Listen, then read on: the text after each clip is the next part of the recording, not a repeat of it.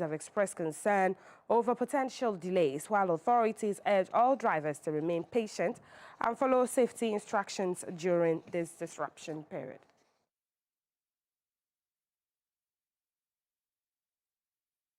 More from Morocco. The working meeting chaired by His Majesty King Mohammed VI of Morocco focused on the progress and upcoming launch of the Nado West Med Port Complex, scheduled for the fourth quarter of the year.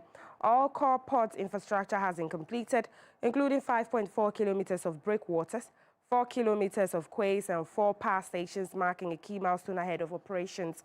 The concession contracts for the 2 container terminals have been signed and will be phased in starting this year, 2026. At the launch in Morocco, the port will have an annual handling capacity of 5 million containers and 35 million tons of liquid and solid bulk cargo, with future expansion potential reaching 12 million containers and 50 million tons of liquid bulk cargo. A major strategic feature of the port is the development of an energy hub, including Morocco's first liquefied natural gas (LNG) terminal, with an annual capacity of 5 billion cubic meters, as well as a hydrocarbon terminal. Now, this component is designed to strengthen the kingdom's energy security and position Nado West Med as a key Mediterranean logistics and energy gateway.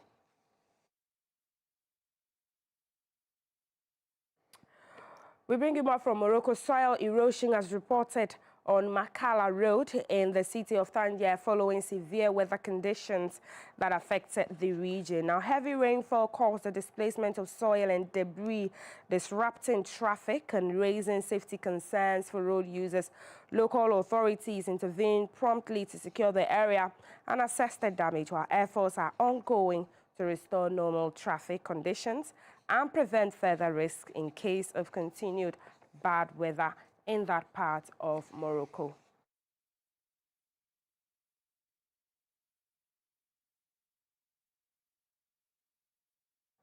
You're watching Within Africa on GBC News. We brought you stories about soil erosion issues in Morocco and warnings about the weather. We also looked at Morocco's Tangier port and export and what they are doing there. We're bringing you more stories. You can watch us live on Ghana Broadcasting Corporation on Facebook. We're streaming live there, gbcghanaonline.com as well. We did bring you that story in South Africa that talked about their gold exports and their industry, how it is reeling under the tariffs that has been slapped on by the United States of America. Let's go now to the west side and stop in Mali. Now, across Mali and the wider Sahel region, communities are observing the first International Day of Peaceful Coexistence. The UN Day was proclaimed to encourage dialogue, understanding, and respect for differences. In towns in Mali, people are observing International Day of Peaceful Coexistence as a daily commitment. This day offers modern symbolism. In offices, schools, and community gatherings, it's an opportunity to revive dialogue, promote tolerance, and strengthen inclusion in a country still scarred by extremist violence. Parfois, mine de rien, on fait mal à son voisin. Sometimes, without meaning to, we hurt our neighbor. That is why in our culture, it is recommended to seek understanding first with the person who lives closest to you. For there to be peace in our surroundings, everyone needs to get along.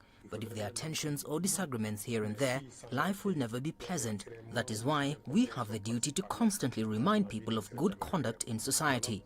Education is also playing a crucial role in shaping a culture of peace. Schools are integrating lessons on tolerance, civil responsibility, and non-violence into their daily curriculum. We teach children the value of tolerance by showing them that tolerance leads to forgiveness, solidarity, and acceptance of one another, and also contributes to peace among people in the religious sphere. It also helps to resolve conflicts between countries. Tolerance is also a source of peace. Youth leaders are finding innovative ways to keep young people away from extremist influence. We help young people understand that their strength and value lie in diversity. As Amadou Hampati Ba said, the beauty of a carpet comes from the variety of its colors. So the more we embrace our differences, come together, accept one another and join hands, the stronger we become. So today, Evel Mali's approach is focused on working to promote this vision.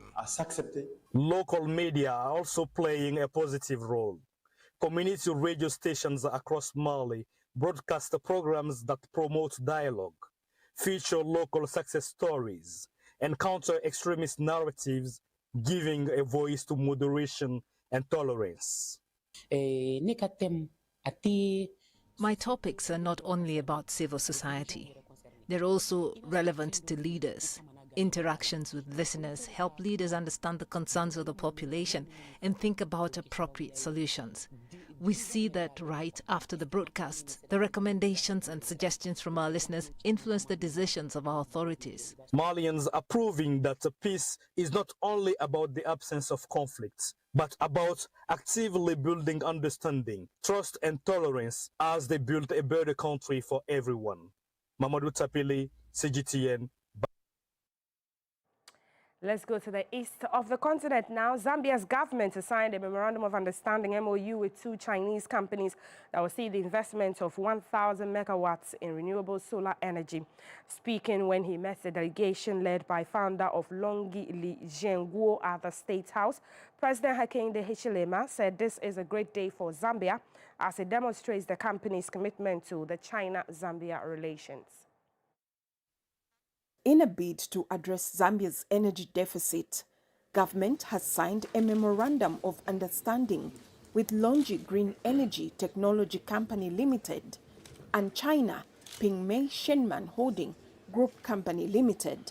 The memorandum of understanding is aimed at facilitating the implementation of innovative financing and commercial models to support the development of 1,000 megawatts of solar projects in Zambia.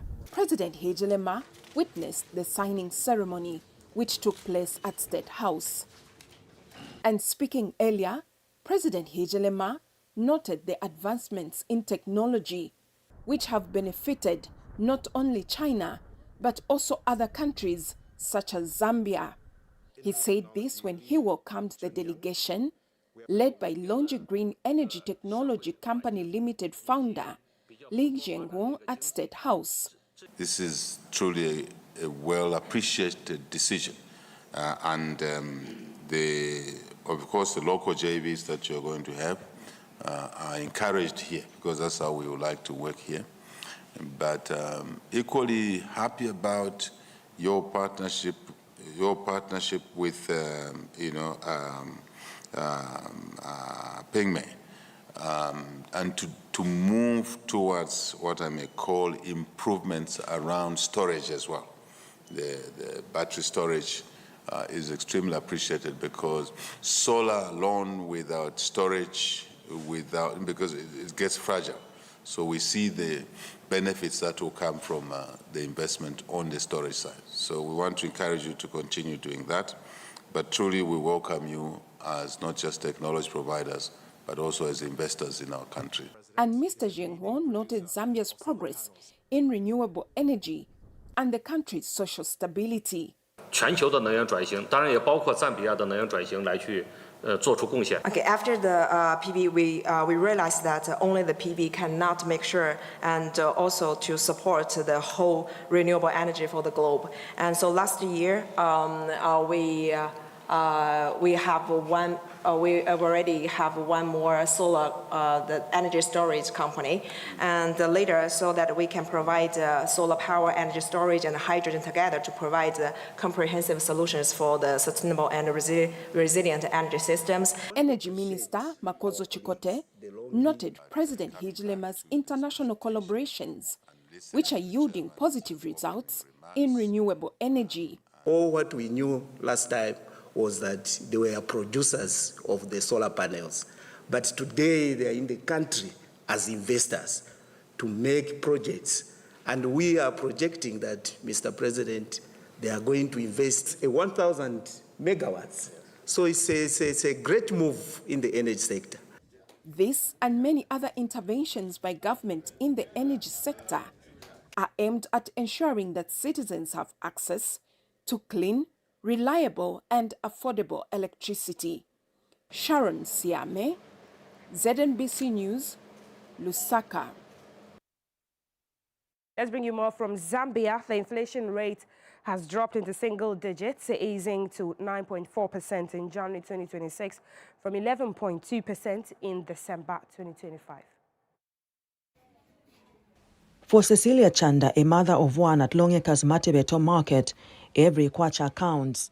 Preparing a meal for her customers meant digging deeper in her pockets to buy mealie meal, cooking oil, vegetables and other essentials to run her restaurant. Today, the cost of mealie meal and cooking oil, vegetables have reduced, making it easier for her to run her business and spend less. Cecilia is feeling what the numbers now confirm.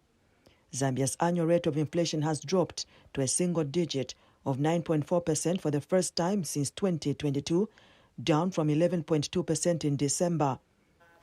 The Zambia Statistics Agency Acting Statistician General Sheila Mudenda says the slowdown has been driven mainly by the fall in food prices. For January 2026 was recorded at 9.4% from 11.2% recorded in December 2025. And this was on account of price movements in cereals, which is the breakfast mealie meal, roller mealie meal, maize grain, rice imported, and the wheat plain household flour, as well as price movements in the fruit, which is oranges, lemons, apples, and pineapples, and price movements in vegetables. Transport reduced to 2.2% in January 2026 from 9.3% recorded in December 2025. The Civil Society for Poverty Reduction says that the reduction in inflation is a positive indication of how policy around price stabilization is performing.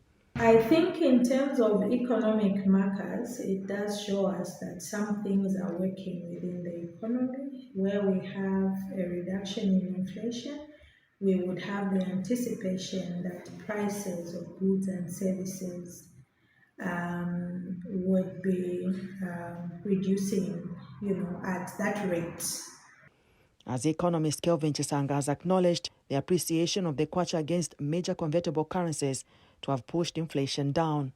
The price effect in some of the items that we have seen, even those that are importing items, then the biggest factor is exchange stability market, which is also signifying of some interesting positive development from there. Ellen Hambuba, ZNBC News, Lusaka. From Lusaka, Zambia to South Sudan, where the government says it's still committed to the 2018 peace deal, which ended 5 years of civil war in the East African country. This comes as tensions are mounting in the eastern part of the country, where government troops have ordered civilians, non-governmental organizations, and United Nations to evacuate areas controlled by forces of suspended First Vice President Riek Machar, known as the Sudan People's Liberation Army, in opposition of SPLO. South Sudan's government says it is still committed to the 2018 peace deal, which ended the 5 years of that civil war and unrest, despite mounting tensions in the eastern part of the country. SPLA-IO, the spokesperson, said they are advancing toward Juba, so we are only stopping the advance of the SPLA-IO, because we also have the right of self-defense. And therefore, in the process of practicing the right of self-defense, you will see us fighting to make sure that we stop the advancement. And as Cameroon enters 2026, daily life in the capital, Yaoundé, is being shaped by growing transport challenges. For thousands of commuters getting to work or school, it has become slower and more expensive, exposing deeper problems in urban mobility, infrastructure, and planning in the country. Each morning, Yaoundé streets fill with overcrowded taxis, long lines at bus. It's been almost 1 month since Zara Hussein brought her 3-year-old son to this stabilization center.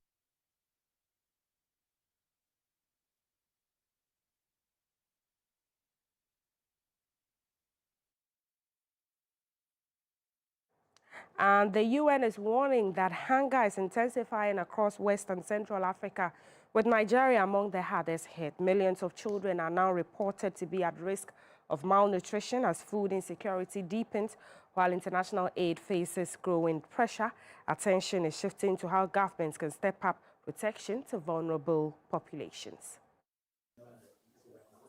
It's been almost 1 month since Zara Hussein brought her 3-year-old son to this stabilization center in Jere in northeastern Borno State. Just weeks ago, Ishak's life was hanging in the balance due to acute malnutrition. Feeding had become increasingly difficult, so bringing him here, she says, was her only option. He's been taking his meals and milk. If this support stops, we'll be really unhappy because we can't afford to get this care elsewhere. Ishak's case reflects a much wider crisis unfolding across Nigeria and the region. The UN World Food Programme warns that about 13 million children in West and Central Africa could suffer from malnutrition this year, while more than 3 million people are expected to face emergency levels of food insecurity. Nigeria, Chad, Cameroon and Niger account for nearly 77% of those affected. In Nigeria's northeast, the situation is particularly dire. Across Nigeria, humanitarian needs are rising. Families are facing increased food insecurities. Children are facing alarming level of malnutrition. Civilians in Borno, Adamawa, and Yobe continue to live in the fear of increased violence attack. According to the UN, nearly 35 million Nigerians could face food insecurity in the coming seasons, with more than 3 million children at risk of severe acute malnutrition. While aid agencies are scaling back due to funding constraints, the UN says a shift is now underway, placing greater responsibility on national and local authorities. As international humanitarian funding continues to shrink, the UN says Nigeria is entering a transition phase, one that puts government leadership, domestic financing, and community-driven solutions at the center of the response to hunger and malnutrition. The government says humanitarian assistance must go beyond emergency relief and focus on long-term solutions. Humanitarian response must not remain as an end in itself. Humanitarian action must serve as a bridge, supporting stabilization, restoring dignity, and enabling households and communities to move permanently out of vulnerability and poverty. Authorities say priorities now include boosting food production, strengthening social protection systems, supporting local farmers, and expanding nutrition programs, especially for children and pregnant women. But for families like Zara's, survival still depends on continued and immediate support. Kelechi Emekalam, CGT and Abuja, Nigeria. Let's make a stop in Ghana now as the Africa Trade Summit comes to a close. Ghana's President John Dramani Mahama has called for accelerated and bold action on the African continent. Its Vice President, on the other hand, Professor J. Nano Poku-Agyemang, has called for real results in leadership. And the Managing Director of Cocoa Marketing Company in Ghana calls for value addition to Ghana's natural resources like cocoa. On cocoa. As we gather to discuss the future of trade in Africa, it is imperative to highlight the significance of adding value to Ghana and, for that matter, Africa's cocoa export. Ghana is celebrated for producing some of the finest cocoa beans the world has seen. However, the time has come for us to look beyond mere exportation of raw cocoa and embrace more value addition. At the Cocoa Marketing Company of Ghana, CMC, we are taking value addition very seriously. We created a project around it called Project Elevate. The cocoa sector is not just a vital part of Ghana's economy. Indeed, it is said that cocoa is Ghana and Ghana is cocoa. and cocoa still holds the potential to transform the livelihoods of millions of Ghanaians. Currently, as His Excellency Mr. Sabu mentioned, a huge portion of the world's cocoa is exported from Africa, which is then processed into semi-finished and finished products like chocolate and related products abroad. This means that we are losing out on significant revenue and employment opportunities that could occur within our borders. So by adding value to our cocoa before we export, we can transform the entire cocoa value chain. This includes processing raw cocoa into semi-finished products such as cocoa mass, cocoa butter, and cocoa powder. And that's how we draw the curtain on today's edition of Within Africa, bringing you that 3-day Africa Trade Summit to wrap it up. Adding value to Ghana's cocoa is the call there. We've also brought you other stories from Zambia, looking at energy issues, looking at inflation issues in Cameroon. They are looking at urban transportation, I must say. In Morocco, they're looking at soil erosion and also how to whip up interest in their economy. In South Africa, they're looking at exports as the United States of America has slapped trade tariffs on them. I am Altitude Sider Sadek. I will definitely see you on Tuesday at 4-5 p.m. But you can catch the show again on Ghana Broadcasting Corporation on Facebook, where we stream live, or our website, gbcghanaonline.com. Have a good evening.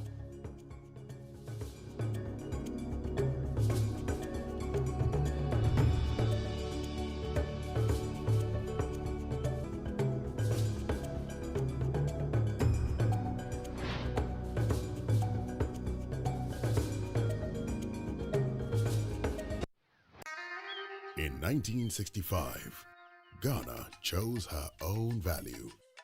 From cowries and pounds, the city was born. Our pride in our own hands. It flowed through markets, palms, and memories, and became part of daily life. Through every season of change, the city has remained a constant in Ghanaian life. In 2007, we took a bold step, ushering in a new era of confidence and stability. Today, the city lives in banks, markets, and apps, rooted in tradition, shaped by history, carried by innovation. 60 years on, it remains our heritage, our identity, our pride. Know the city. Keep it clean.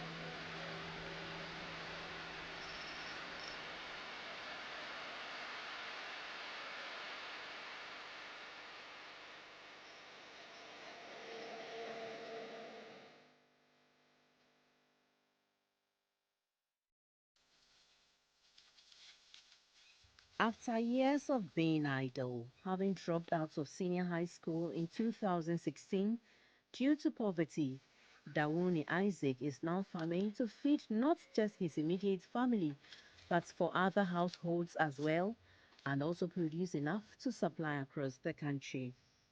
Since I stopped school, I'm doing farming and then doing charcoal.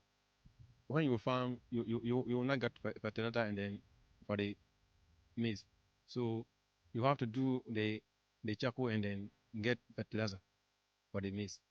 Because of the wahala you don't have any job here and then doing. That's why I'm doing the charcoal.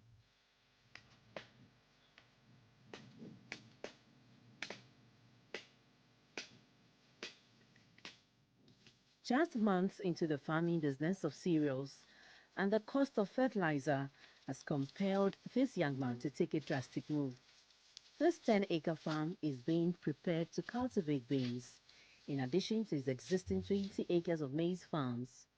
The trees on the parcel of land are harvested for use for charcoal, a commodity in high demand in Ghana now due to the price hike for liquefied petroleum gas, LPG.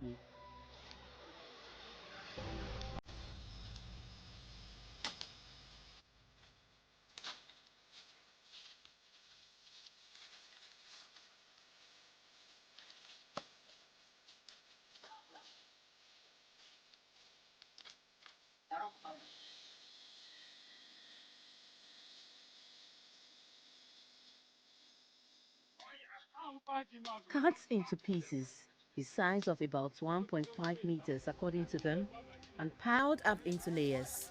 The hardwood log is covered with straw or grass and then with sand before it is set ablaze. Burning takes about 3 to 4 days or even a week, depending on the quantity of wood to produce the charcoal.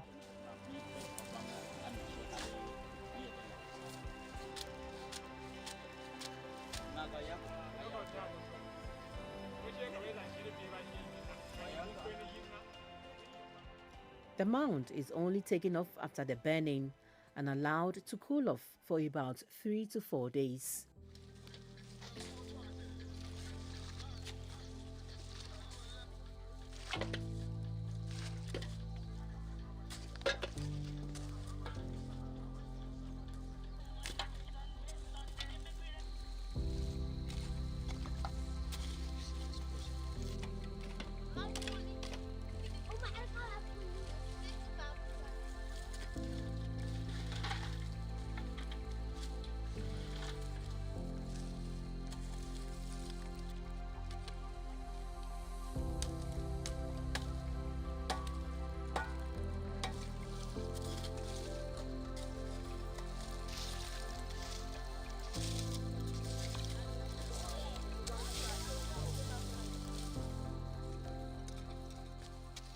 Alternatively, some producers go through the same process of collecting the end product, charcoal, in hours at nights, applying water intermittently at the mound when necessary to quench all fires.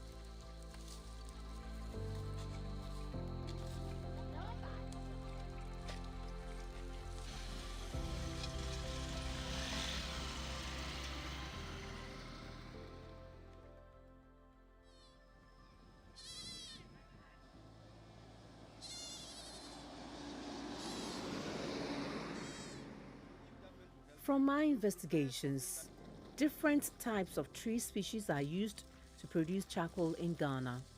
Names such as the kani, yasala, neem tree, the dawadawa tree, bagna, anati, and the shea tree are mostly used in the north because of its prevalence. The availability of the raw material, wood, is sourced depending on one's location. Being economic and important trees, I'm told, the shea and dawadawa trees are allowed to be cut only with permission from local authorities for charcoal. Up north, the weather pattern drives their daily living. In the prolonged dry season of October to April, charcoal production is the most lucrative and readily available business, having laid down their cutlass and hoes used to farm in the wet season of May to September. According to the Global Forest Watch, Ghana lost 1.4 acres of tree cover from 2001 to 2021, equivalent to a 20% decrease in tree cover since 2000 and 74 metric tons of CO2 emissions. Annually, 70,000 hectares of forest in Ghana are cleared for charcoal production alone. This makes charcoal one of the main drivers of deforestation and land degradation in the northern parts of Ghana. They continue cutting a lot of the fresh trees in order to produce charcoal for livelihood reasons. It's been observed that even the shea, that is very useful, because of the economic value that we get from the shea fruit, incidentally is also under attack. we are harming ourselves. I'm saying so because if you allow the shea tree to be there, 10, 15, 20 years, you go and pick the nuts. If you cut it down, that is the end of the story. And so it's a worrying situation. But the weird thinking by many people is that the shea trees are on their ancestral land and they also need to make a living, and they think that the trees are just there for them to fall on. But we are finishing them.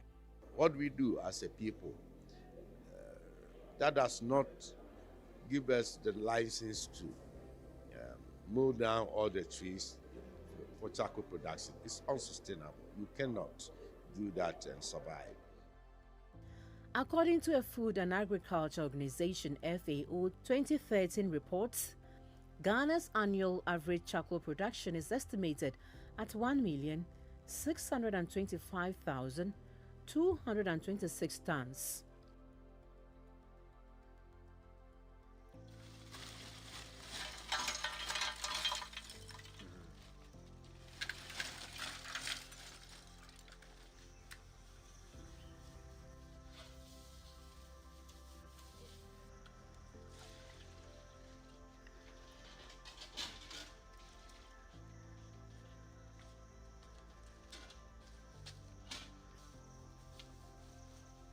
According to experts, the traditional methods of producing charcoal leads to high carbon emissions and a waste of wood resources. There are sustainable ways of generating charcoal. One of it will be improved carbonization. You know, you've heard about the improved stoves that we use, like ahibenso. Yes, so if you use those improved stoves, for example, then you don't have to be using too much of the charcoal to do your cooking, and by so doing you will be saving a lot of trees, because then you are not converting too much trees into charcoal in order to be able to use more. And then the other thing is also using improved kilns in producing the charcoal, and for that you make better recovery compared to the traditional way that you have to dig a pit and put the wood in and, you know, cover it. So there are improved ways, and I think it's catching up gradually. I'm sure the Energy Commission is also working very hard on those aspects. Landscape restoration refers to the improving of degraded land on a large scale that rebuilds the ecological integrity and enhances people's lives. It has mitigation, reconstruction, and content as the three phases of landscape restoration. In Ghana, there's a lot of deforestation, forest degradation caused by the intensive production of charcoal. But the forests are very important, or the forest landscapes are very important for the people. Most of the people in these rural areas are living from the natural resources. So it's important to protect them, to make the use sustainable, otherwise they will lose it sooner or later. So that's why it's important to restore the landscapes and to protect the landscapes, to protect their functions, the functions of the forests and water bodies, etc.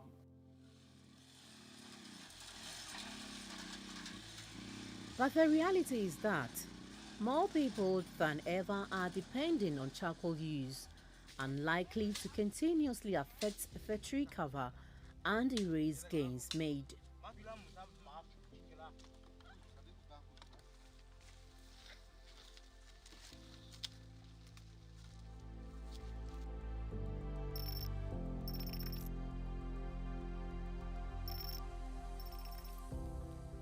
Demand for charcoal is soaring in the capital, Accra. 1, as an alternative fuel to LPG, and 2, because it has a greater energy content than firewood. The 6 kilos, we now sell it 100 Ghana cedis. And then the 14 is 239 Ghana cedis, and the 13 is 240. And then the 3 is 49 Ghana cedis. As at February this year, we're selling the 14.5, 120 Ghana cedis. I say that is the standard that we use ahead. That is 120. And as at now, we are selling it 239 39 or double the price. And then somewhere February, the liter is 8.20 pesos per kilo of LPG, and now it's selling at 16.468. So I think double the price. So now the cost is too high. When I get gas, sell a passion. Be an no cook man no be if you ready. She ngan pa cook o soon. You come wa. E chodan e chon. Charcoal is expensive these days. Government must intervene. She be an when you ngan will be an transportation ni petrol level ngan no hani anything we. Ngan ho mo le wadi shikade wo gbeke bi asu. No ni wo ma me ho a ho. I'm following in the tradition of my mother, but it is not as profitable these days.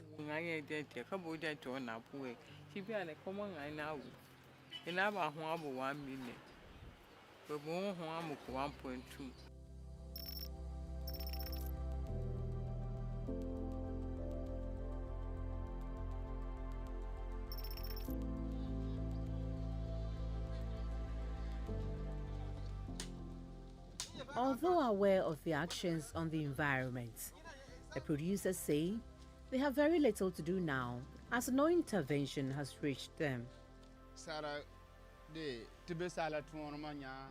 The charcoal business actually started in the era of their grandfathers. Now it continued, and then it is their time. It is their time because there's no alternative for them. So they have also decided to join. If you want to cultivate, let's say, maize in the rainy season, you will need to plow, and you have to pay for that. You will need to buy fertilizer, you have to pay for that. You need to buy weedicides. So all this, what you have in the family, you cannot sell it to go and buy. So you have to burn the charcoal, use it for the farming, and then you also use it to feed the family. The charcoal business or the charcoal production is very difficult. So nobody is willing to go into charcoal production except if you have no option.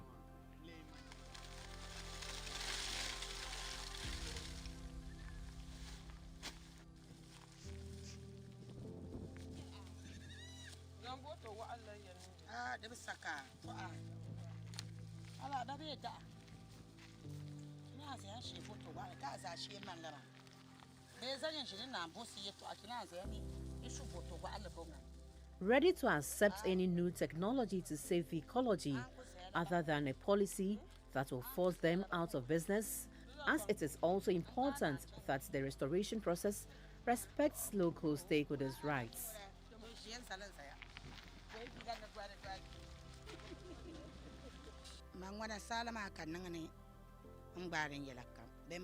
Government is trying to phase their business out by replacing it with the use of LPG. If government is trying to replace this, then government should find a way of helping them, either by getting them some dams so that they can do dry season farming, especially with vegetables. So if they have an option to go into the production of vegetables, they will prefer that. If they ask them to stop, they can stop. But those in cities, they are going to suffer because that is their source of energy. And so here at Wulugu in the northeast region, what would be the relevant employment opportunity to be created for these people in this area of the country, relevant enough to move them away from charcoal production? One significant question you ask yourself is, places where we don't have the luxury of shade trees and other trees that we can fell to produce charcoal, how do they live? That is one question we must ask ourselves. So those that are lucky to have the shade tree and they think that they can destroy it for charcoal should learn a lesson from areas where we don't have the shade tree. How do they survive? I can understand that government has a responsibility to provide decent jobs for the people. But let's be honest with ourselves. There's no country in the world where any government has been able to provide jobs for everybody that has to do work. So I think that the alternatives are there. For instance, we have very good arable land in this our region, that you can crop many cereals and even the tubers. People should think about that alternative. Going forward, we will provide skills training centers for the youth so that people will learn these artisanal works. And I believe that that will come in handy. Another thing I will want to encourage is that for now we have only one vocational technical school in the region. They train young people in handy works, and those who complete the vocational institutions and come out, they are able to fend for themselves. So we are working to get 2 more of such vocational institutes established in the region. That will open up opportunities for more young people to be engaged.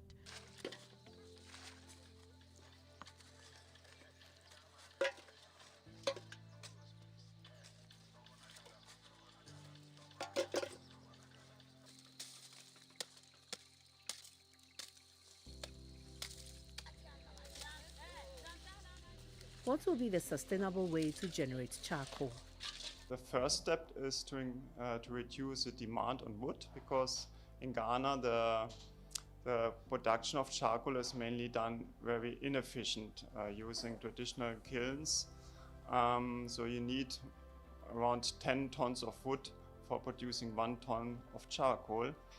But with more efficient technologies, methods, you can reduce this demand by half. So you only need 5 tons of wood for 1 ton of charcoal. As a forestry commission, we have been encouraging people to establish woodlots, and you can do so on rotational basis. For example, if you have, let's say, 4 acres of land, each year you can plant 1 acre, and then you harvest the first year, the second year, the second one will be ready, the third and the fourth. And by the time you go around the 4th time, you go to the first one and you can harvest. And the good thing for the charcoal species is also that once you cut it, it coppers, that is, it grows, and you can still have some wood for your firewood and for your charcoal.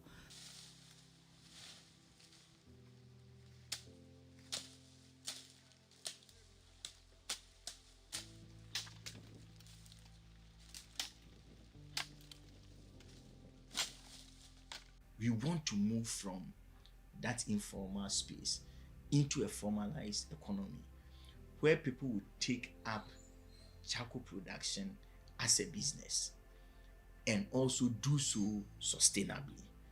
Currently, we heavily regulate the charcoal exports sector. So you cannot just wake up, go and buy charcoal from the open market and export. If you want to export charcoal, you have to come for a license, produce the charcoal yourself by using improved production technologies. We are also promoting the use of pellets, briquettes, and other cleaner cooking fuels such as ethanol and then LPG. And we expect that by the year 2030, 50% of the population will have access to cleaner cooking solutions or fuels.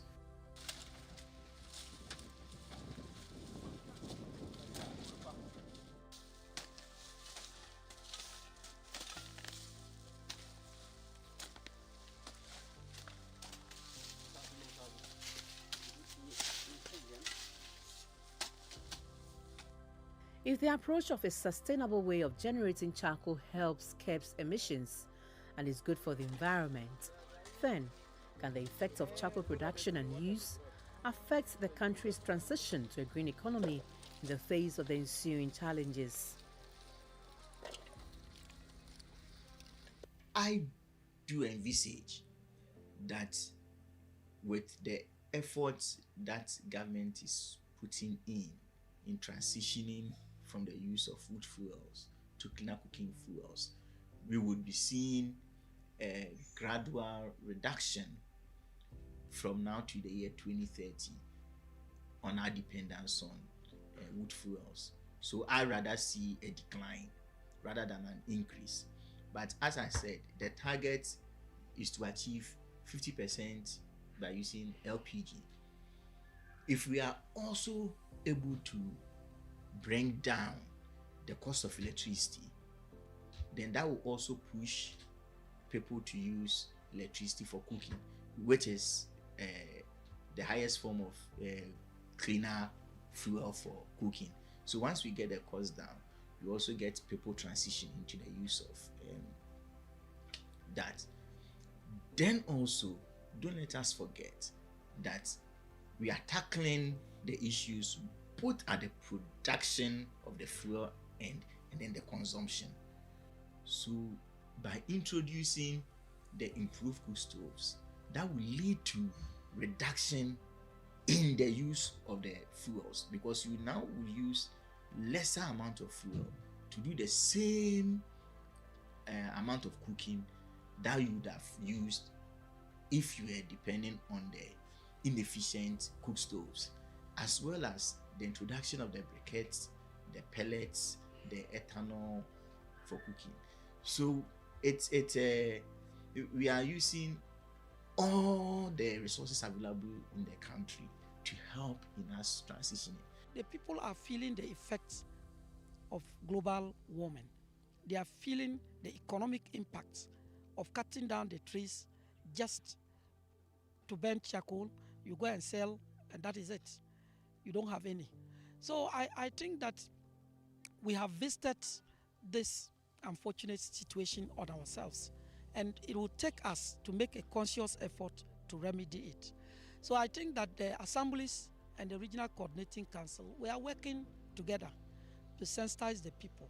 Well, the experts will tell you that when you even plant a shea tree, it may not fruit as much as those that will grow naturally. And even when you plant, it will take you a minimum of 15 years before you begin to get the benefits. So I think that it's something that we are taking in our strides, and we will succeed. The Forestry Commission, we have a very aggressive reforestation program, and under that we have quite a number of interventions that we undertake. One of it being the modified tonja system, where farmers grow tree crops alongside the food crops for a period, and then when the canopy closes, they exit. So once those trees are ready, the byproducts of such trees will be used for charcoal. We also have felling of teak or other species for timber purposes, and the byproducts, all the branches and all the offcuts that cannot be used for any products are also used for charcoal. So there are quite a number of material products that we get the excesses and use them for charcoal purposes. So as a Forestry Commission, these are some of the things that we are doing to ensure that we can sustainably produce charcoal. Few years ago, the Gonja Traditional Council took a drastic decision to ban illegal logging and commercial charcoal production on Gonja land and its environs due to the massive destruction caused to the environment. As of now, what has become of that policy and its impact on the environment, which had exposed the human factor to all manner of environmental hazards out of the effects of the menace? Learning from the principles of landscape restoration to have tailor-made local solutions of no one-size-fits-all. How is government meeting the local, social, economic and ecological needs of the different charcoal hubs in the country? It's a problem on our hands, but then we have got to balance the situation. As much as we discourage production of charcoal and encourage the use of LPG, we will continue to manage the system, punish the wrongdoers, and then ensure compliance, that we do not rampantly destroy the forest or wood loss in the name of charcoal production. Not because most people are in commercial charcoal production simply because they do not have any other thing to do. These are commercial production that also goes into business and profit making. And so we can draw the lines along the line. Various projects, including the REDD+, including the Ghana Landscape Restoration activities, all have components of alternative livelihood applications. For Dawoni Isaac, nursing of his beans has begun, and he is assured of some good yields after applying fertilizer bought from monies generated from selling charcoal. As it stands, if the price of fertilizer continues to go up, so will Isaac be forced to clear more trees to purchase enough fertilizer to apply according to the size of his farm. From reports, the demand for charcoal will rise to 2.8 million tons due to population growth, especially in cities. This means the demand may put a strain on the land use subsector or disrupts restoration actions if actors do not scale up the measures to outweigh demand and save the existing landscape for future generations.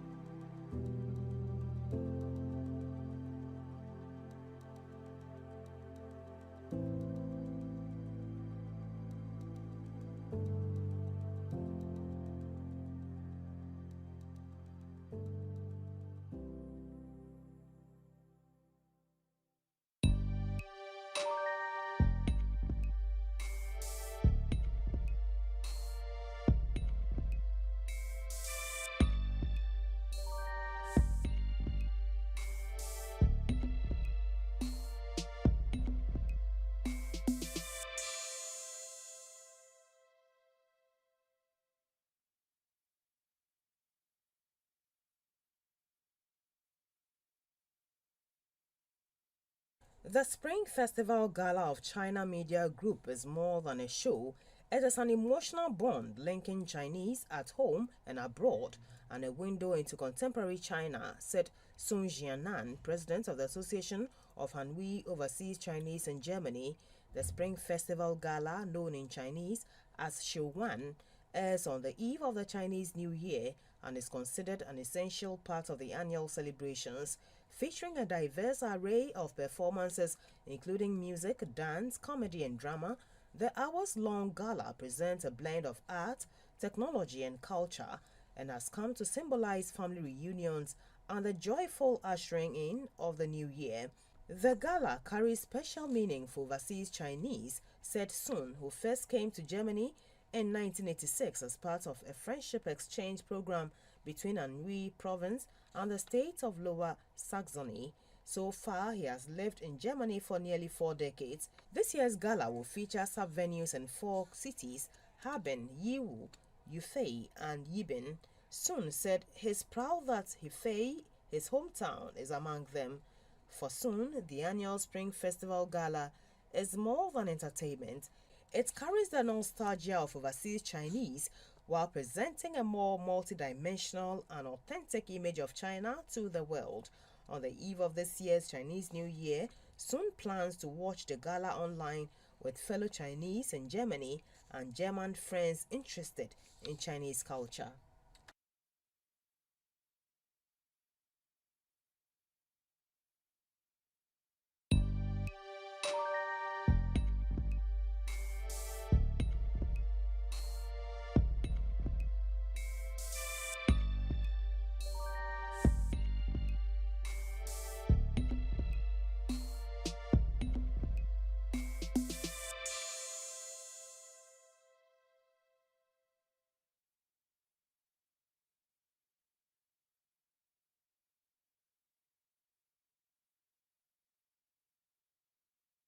The Advisory Council of the Belt and Road Forum for International Cooperation held a video conference on Tuesday where a research report titled The Belt and Road Initiative, High Quality International Economic Cooperation was released. Chinese Vice Foreign Minister Ma Hao, who is the convener of the Advisory Council, addressed the meeting. He said the Belt and Road Initiative is an international public good that originates from China and belongs to the world, and a practical platform for building a community with a shared future for mankind. Against the global changes and challenges to the multilateral system, Countries participating in the Belt and Road Initiative are committed to enhancing connectivity and common development and engaging in mutually beneficial international cooperation, sending a positive signal of unity, cooperation and win-win outcomes. Ma added that China will continue to deepen partnerships with all parties so that the Belt and Road Initiative can contribute more to the stable growth of the world economy and sound development of international economic and trade cooperation. Members of the Advisory Council highlighted the significant role of the Belt and Road Initiative in promoting global economic growth and advancing sustainable development.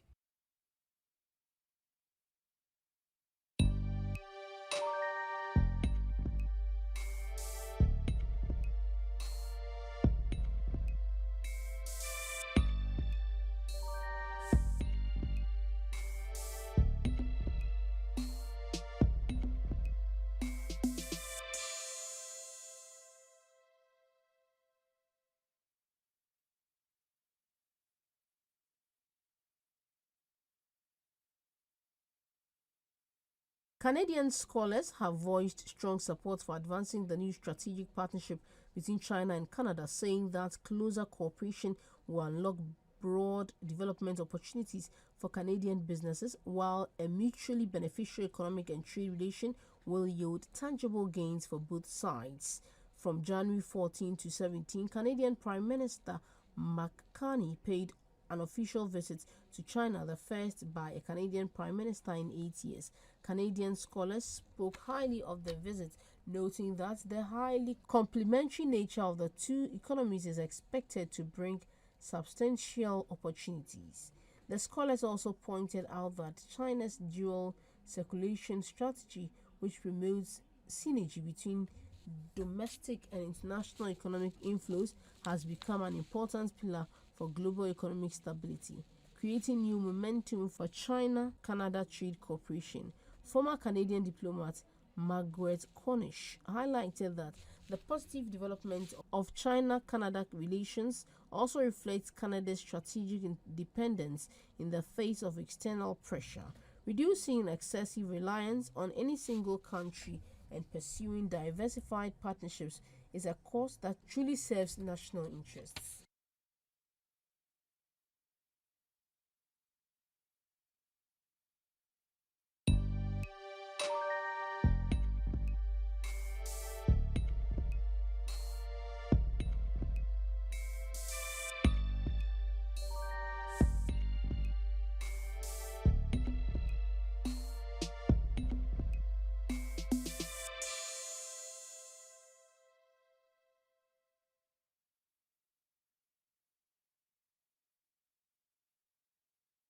China issued a total of 20.897 million ordinary passports in 2025, the National Immigration Administration said in a press conference in Beijing on Wednesday. The NIA said that in the same year, the country processed 98.538 million endorsements for mainland residents traveling to and from the Hong Kong Special Administration Region, the Macau Special Administration Region, and the Taiwan region, as well as the 2.254 million mainland travel permits for residents of the HKSAR, the Macau SAR, and the Taiwan region. In addition, 2.02 million visa documents were issued to foreign nationals in 2025.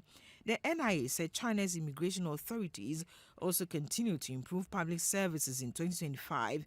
The NIA's online government service platform provided inquiry and other administrative services to Chinese and international travelers on 185 million occasions and offered free identity authentication services to 76.329 million users, including residents of the HKSAR, the Macau SAR, and the Taiwan region, the overseas China, and foreign permanent residents in China. Meanwhile, the 12,367 service platform operated by China's immigration authorities handled 7.11 million requests and inquiries from Chinese and foreign nationals in 2025, with an average satisfaction rate standing at 99.5%, the NIA added.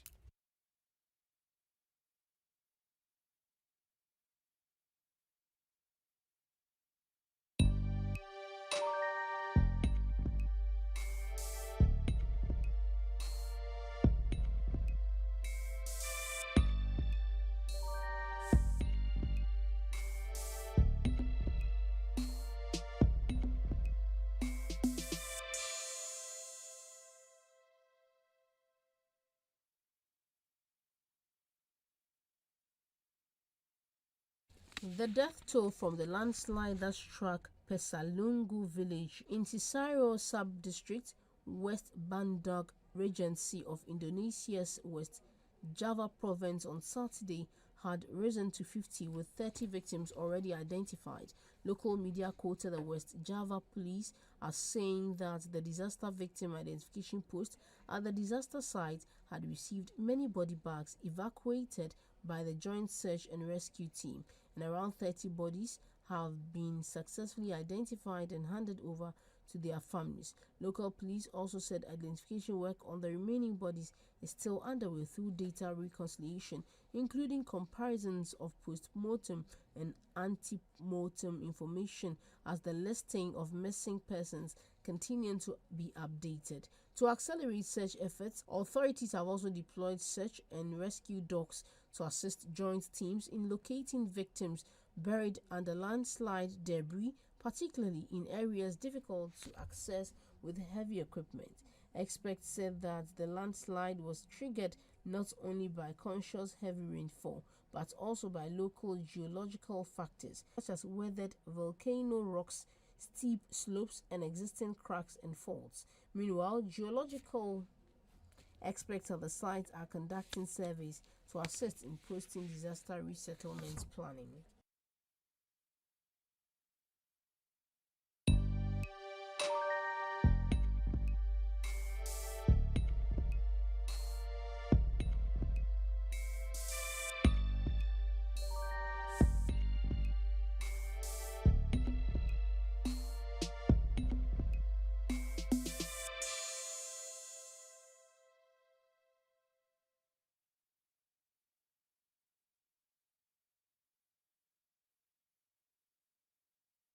The European Parliament has delayed until next week a decision on whether to restart work on the EU-US trade deal after pausing its approval process last week in protest over US President Donald Trump's push to acquire Greenland and his tariff threats against European allies.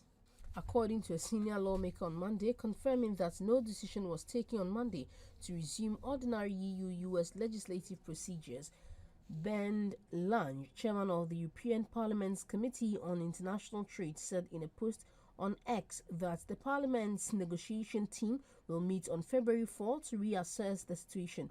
On January 21, the European Parliament decided to put on hold approval of the trade deal between the EU and the United States following US threats of tariffs linked to Greenland.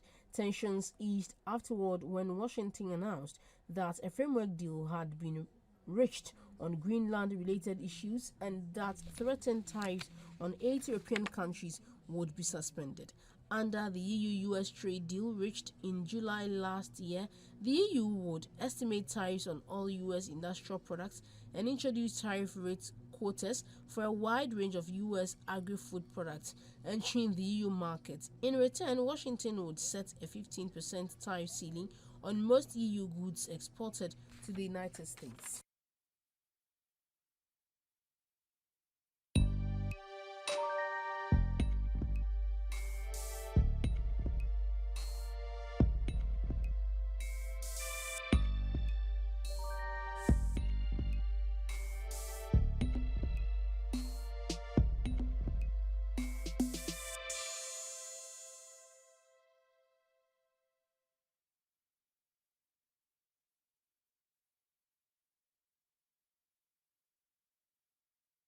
Iranian Foreign Ministry spokesman Ismail Baghei said on Monday Iran will give a comprehensive and regret-inducing response to any aggression. He made the remarks at a weekly press conference in Tehran in response to U.S. military movements in West Asia and its going joint drills with Gulf states. Regarding the recent U.S. military deployments in the region and the imposition of new sanctions on Iran, Baghei said that Iran has continued to face a hybrid war orchestrated by the United States. He reiterated that U.S.'s enmity toward Iran remains unchanged, citing last year's attacks and the use of economic terrorism to undermine Iran's economy. Stressing that the arrival of U.S. naval force in the region will not waver Iran's resolve to defend its sovereignty and its people, Bagai said the Iranian military is closely monitoring the development and continuously enhancing its capabilities. He also condemned the U.S. decision to dispatch troops and issue threats in the Middle East, saying that it violates international norms. Such provocations directly threaten the security of all nations in the region, Bagai warned. At the press conference, Bagai also took aim to Israel, calling its military actions and threats the root cause of instability in West Asia.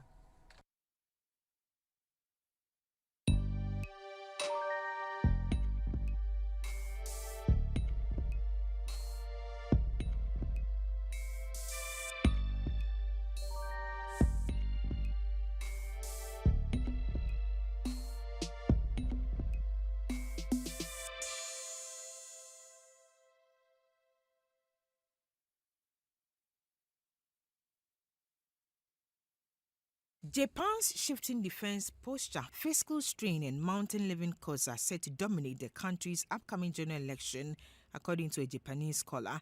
In an interview with China Media Group, Noriyuki Kawamura, emeritus professor at Nagoya University of Foreign Studies, voiced concern over Japan's political and economic trajectory. Beyond security issues, the scholar noted that the Liberal Democratic Party is struggling to regain public confidence following the slush fund scandals. This crisis of trust has left the party in a vulnerable position heading into the polls. Kawamura also highlighted that economic policy will be another major focus for voters. He noted the Takaichi administration has advocated an aggressive fiscal policy aimed at stimulating growth through expanded government spending, a stance that has raised concerns over fiscal sustainability. The official announcement for Japan's 51st House of Representatives election was issued on Tuesday, with voting and ballot counting scheduled for February 8.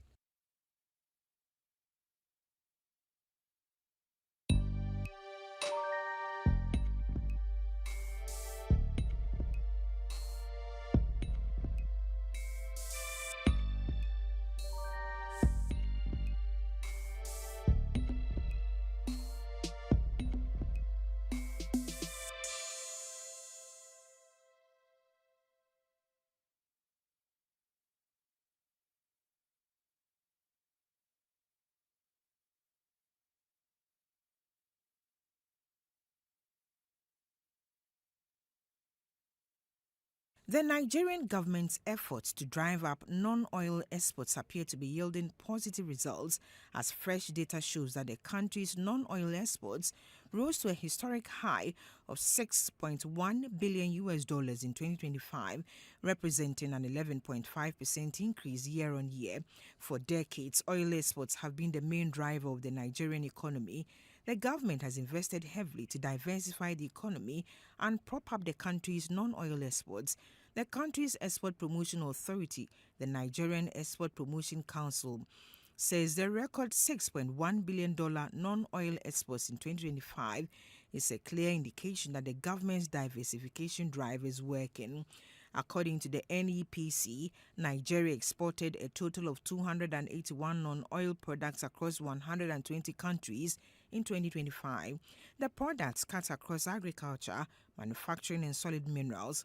Leading the pack are products like cocoa, urea, cashew nuts, sesame seeds, aluminium ingots, copper, and rubber, among others, and much more.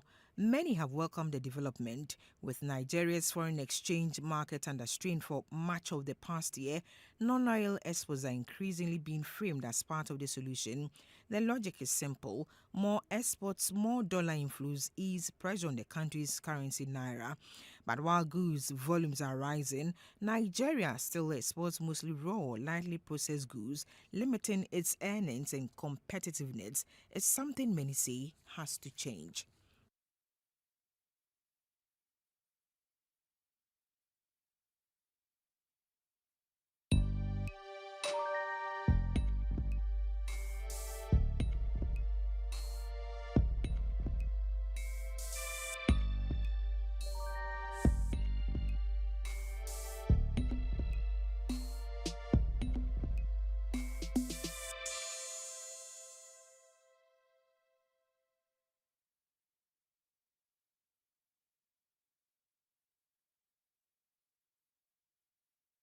China's drive to advance high-quality belt and road cooperation has delivered significant results, with major gains highlighted in a new report from the Advisory Council of the Belt and Road Forum for International Cooperation on Tuesday. The report indicates that to date, China has signed belt and road cooperation documents with over 150 countries and more than 30 international organizations. Belt and road connectivity projects are advancing steadily, with total investment exceeding $1 trillion for over 4,000 projects. Participating countries of the BRI have enjoyed closer trade ties and deepened development cooperation, effectively boosting global trade. Data released by China's General Administration of Customs shows that in 2025, China's imports and exports with belt and road partner countries ranged 23.6 trillion yuan, marking a 6.3% increase, 2.5 percentage points higher than the overall growth rate of China's foreign trade. In terms of share, the proportion of belt and road partners in China's total foreign trade, which surpassed 50% in 2024, further increased to 51.9% in 2025.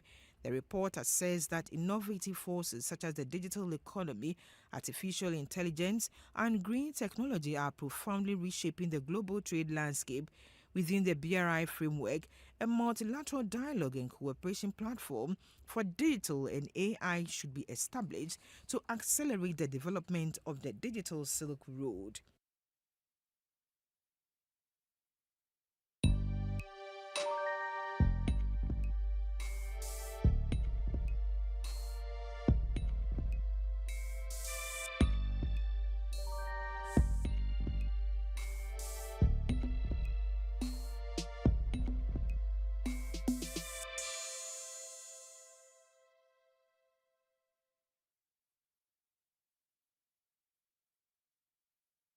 President Macron said France will be the first state to respond to the European Union's initiative to set up a humanitarian air service to Goma.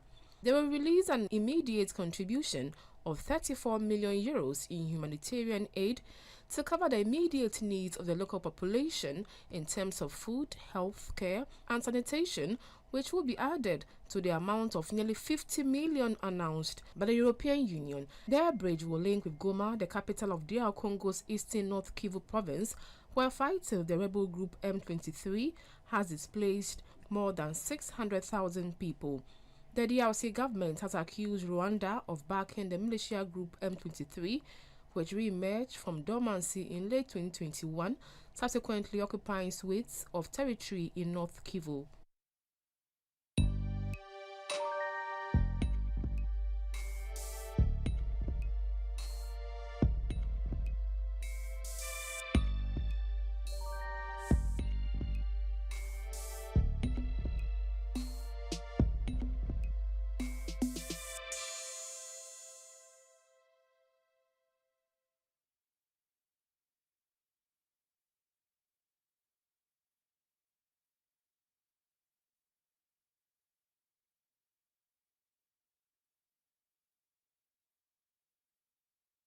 Russia said on Tuesday that it had taken control of 2 more settlements from Ukraine, while Ukraine on the same day reported repelling Russian offensives on multiple fronts. Russia's defense ministry said in its latest report that over the past 24 hours, its forces captured the key logistics hub of Kupiansk Volynsk in Ukraine's northeastern Kharkiv region and the village of Novoyakovka in southeast of the city of Zaporizhia. The Russian forces also carried out strikes on 154 targets using tactical aircraft, attack drones, missile forces and artillery, and these targets included Ukraine's energy infrastructure as well as storage and launch sites for long-range unmanned aerial vehicles. Meanwhile, the Ukrainian military said in a situation report that as of 8 a.m. Tuesday, it had carried out strikes on Russian drone control stations, multiple rocket launch systems and command posts over the past day. The Ukrainian forces repelled Russian attacks in several directions, including Kupiansk and Lyman. Furthermore, Ukraine's local authorities and the country's energy ministry said on Tuesday that the Russian forces launched airstrikes on Ukraine's energy infrastructure from late Monday night to early Tuesday morning.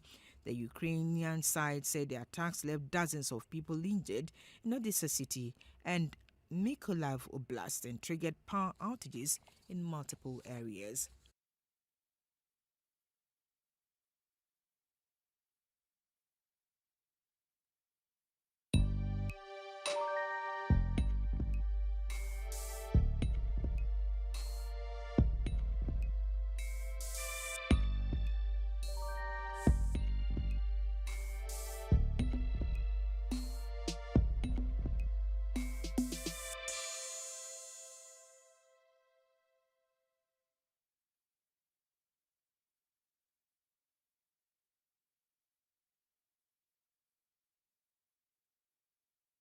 Sudan's gold industry, a key source of foreign currency, is reeling under ongoing conflict, infrastructure damage and collapsing trade ties.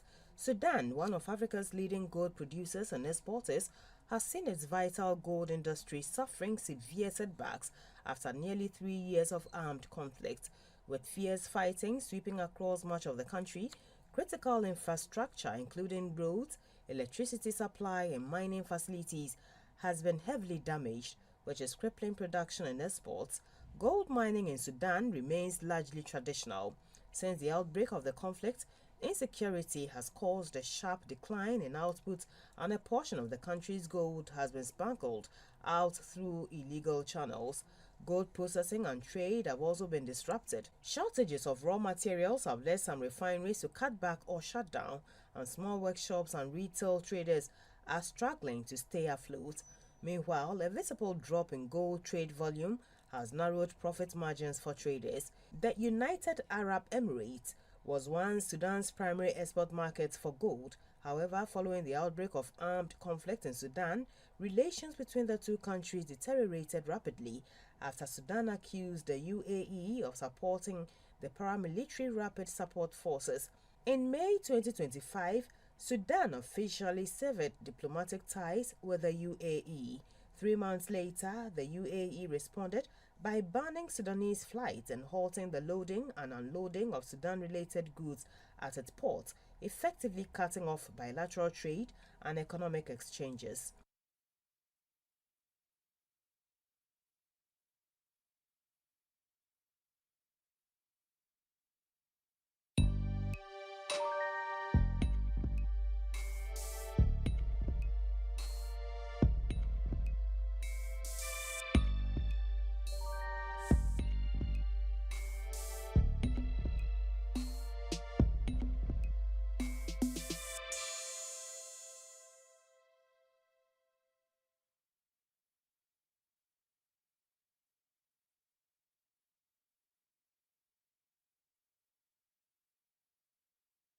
Thousands of Venezuelan migrants have crossed into Brazil following U.S. military strikes in Caracas and other cities earlier this month. On January 3, the U.S. government carried out military attacks on Caracas and other localities in Venezuela, forcibly taking away the presidential couple, resulting in 100 fatalities according to the official tally. Over the first 20 days in January, more than 5,000 Venezuelans have crossed into Brazil, according to local government data, as thousands seek safety and better opportunities amid ongoing crisis at home. Since the past decade, about 1.4 million Venezuelans have migrated to Brazil, with more than 70% entering through Roraima, whose northern border city of Pacaraima serves as a major gateway of migrants seeking better living conditions. Most arrivals are family units, like parents with children or siblings, rarely traveling alone. Antonio Denarium, the governor of Roraima, said the state has a border of over 2,000 kilometers, making it the second longest border state in Brazil. Following the U.S. military action against Venezuela, the state has been closely monitoring the situation to ensure security. In 2018, the Brazilian government launched Operação Acolhida, Operation Welcome, a humanitarian initiative to assist Venezuelan migrants at the border. The operation provides registration assistance, CPF numbers, free vaccinations, temporary shelter, and food aid.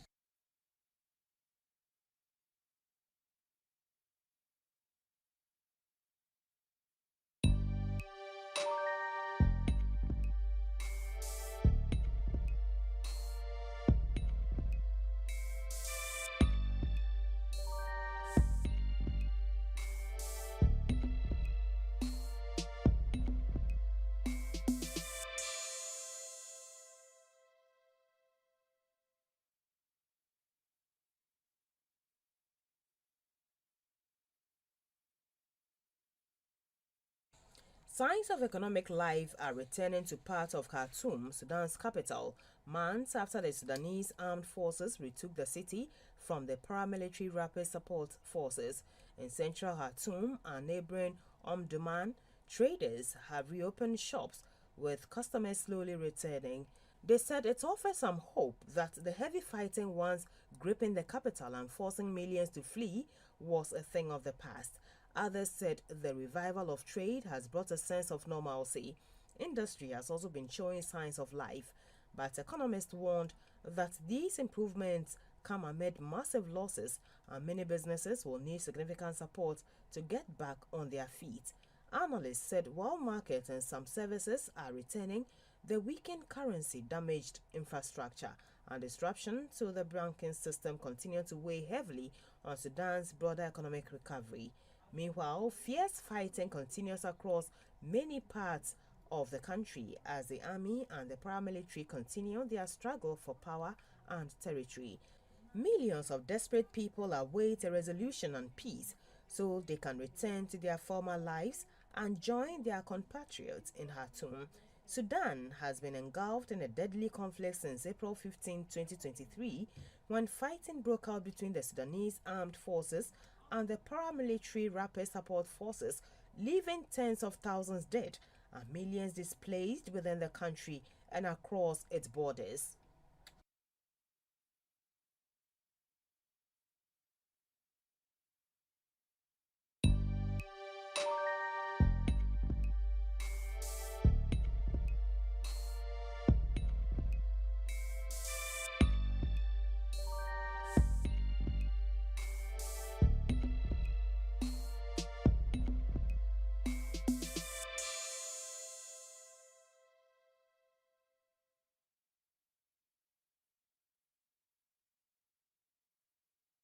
UN Secretary General Antonio Guterres has called for maximum restraint from all parties regarding the escalating tensions in the Persian Gulf region. His spokesman, Stefan Dujarric, said on Tuesday. The spokesman made the remarks at a press briefing at the UN headquarters in New York when taking a media query about the arrival of the USS Abraham Lincoln aircraft carrier in the Middle East near Iran's border. Protests have erupted in several Iranian cities since late December over the sharp fall in the national currency, the rial, and long-standing economic hardships. The protests, with some turning into deadly clashes, have prompted Iranian authorities to allege that the United States and Israel may be behind the incidents. Earlier this month, U.S. President Donald Trump said that the United States would take very strong action against Iran if it executed protesters. He previously backed down from ordering military action but insisted that all options remained on the table. The U.S. Central Command said on Monday night via social media that the USS Abraham Lincoln, along with 3 destroyers, is deployed to the Middle East to promote regional security and stability.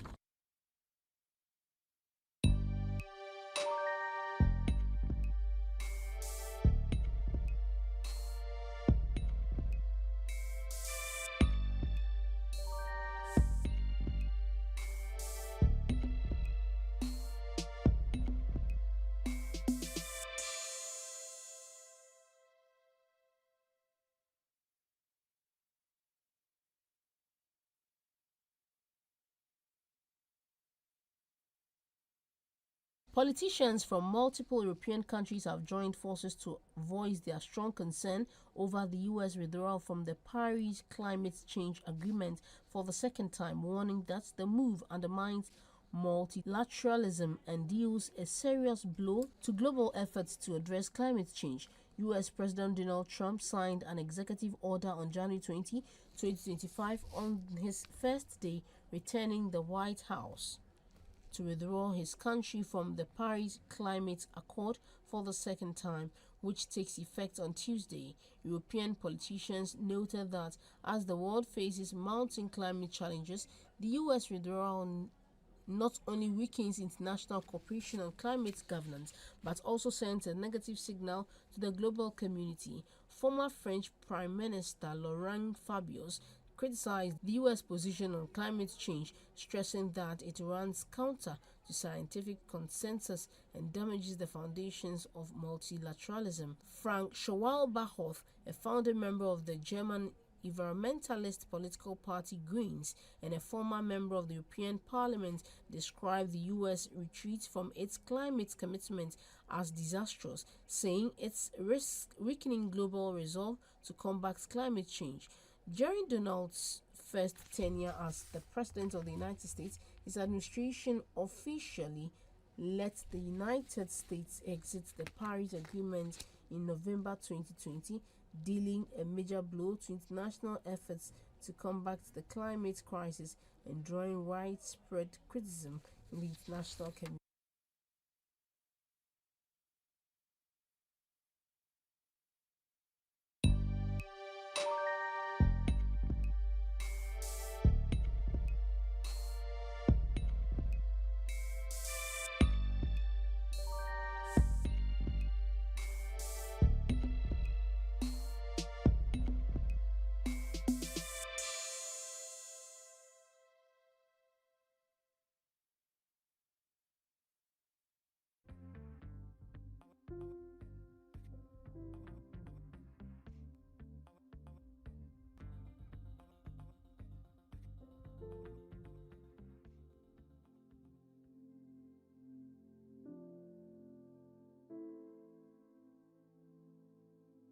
Mr. Speaker, we have been in government before.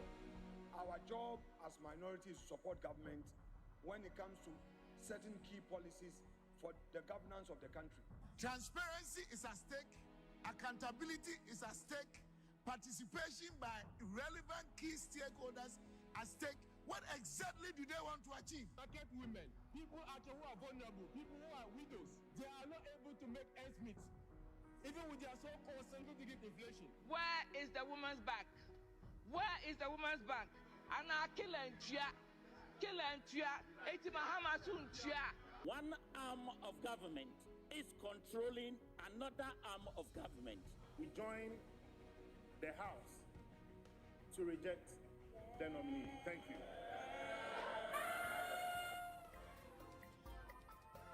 One year in opposition is not a season of silence. It is a season of scrutiny, responsibility, and resolve.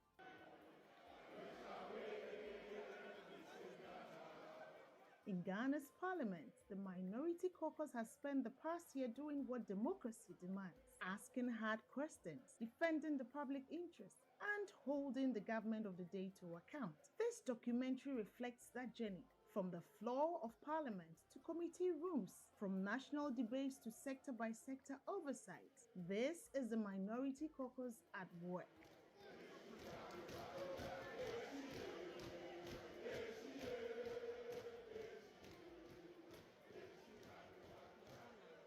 You know, my position is a bit unique, serving as second deputy speaker in a parliament that is dominated by a majority. My role is supposed to superintend the House in such a way that I should show my uniqueness in terms of balancing the situation by way of neutrality, fairness, diligence, in such a way that I'll be able to handle the House in peace. Right from the onset, it was clear to me what the mandate was: to cut through, to stay focused, and demonstrate resilience and become formidable against an overwhelming majority. It was quite disappointing at the polls, but I was determined that together with my colleagues, we'll make an impact, scrutinize every single government policy that comes to the House floor, remain relevant, and reassure Ghanaians that we're ready to live up to our mandate. The silence of the opposition would amount to a failed democracy. Therefore, we have never yielded to any attempt at subtly silencing us. We will not be mute. We will deliver on the mandate and ensure that government is held to account. Leadership in opposition is about coordination, clarity, and courage. It is about setting direction while remaining anchored to facts and the Constitution. Over the past year, the leadership of the Minority Caucus has guided strategy on legislation, budget scrutiny, and national accountability. It is not just a matter of what you are providing.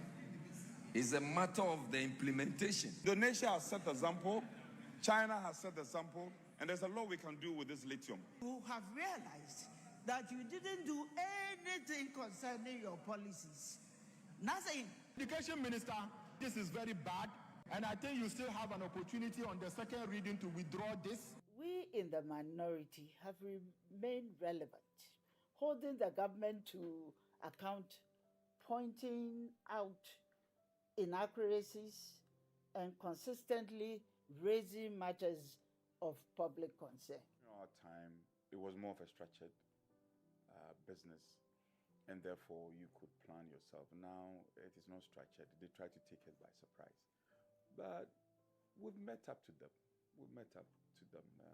They have been struggling.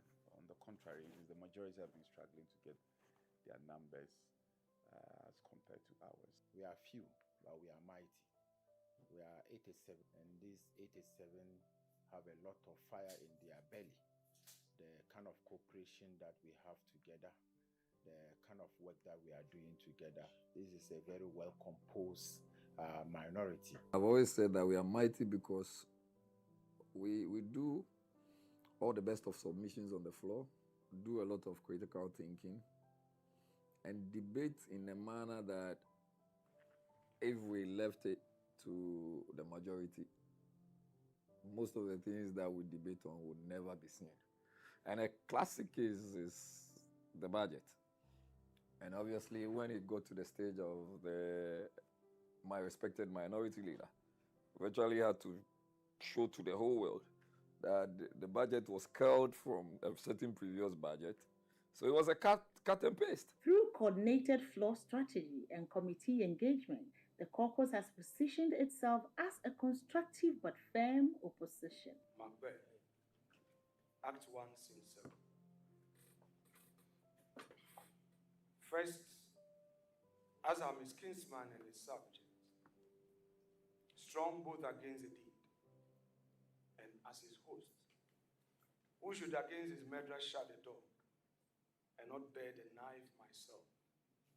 Besides, this Duncan has borne his faculties so meek, has been so clear in his great office, and his virtues will plead like angels, trumpet-tongued against the deep damnation of his taking off, and pity like a naked newborn baby, striding the blast or heaven's cherubim, housed upon the sightless couriers of the air, shall blow the horrid deed in every eye.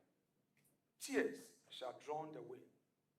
I have no spare to break the size of my intent, but only vaulting ambition, which overleaps itself and falls on the other. Gertrude Tokono throughout her distinguished service as a judge and Chief Justice had an impeccable record.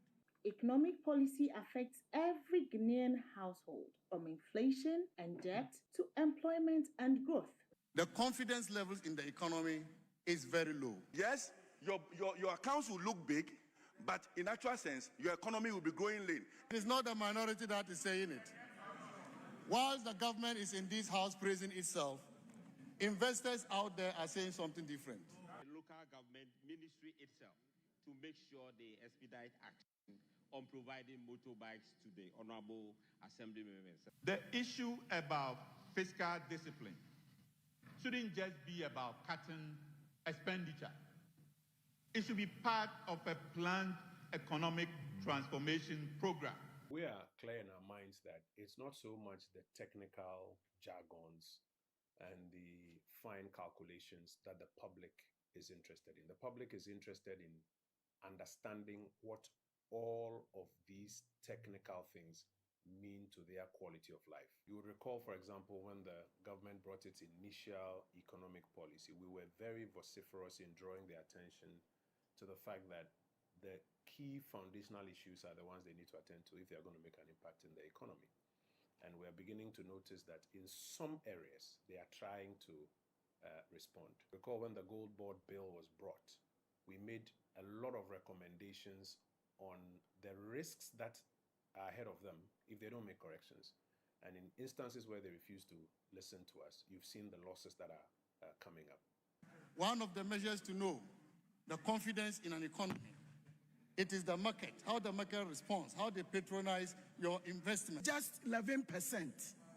11% for the ministry as far as chieftaincy is concerned. The steps this ministry is taking to avoid imminent clashes between farmers and migrant herdsmen in the Boapa North municipality. You can't talk about clean energy without mentioning lithium. Mr. Speaker,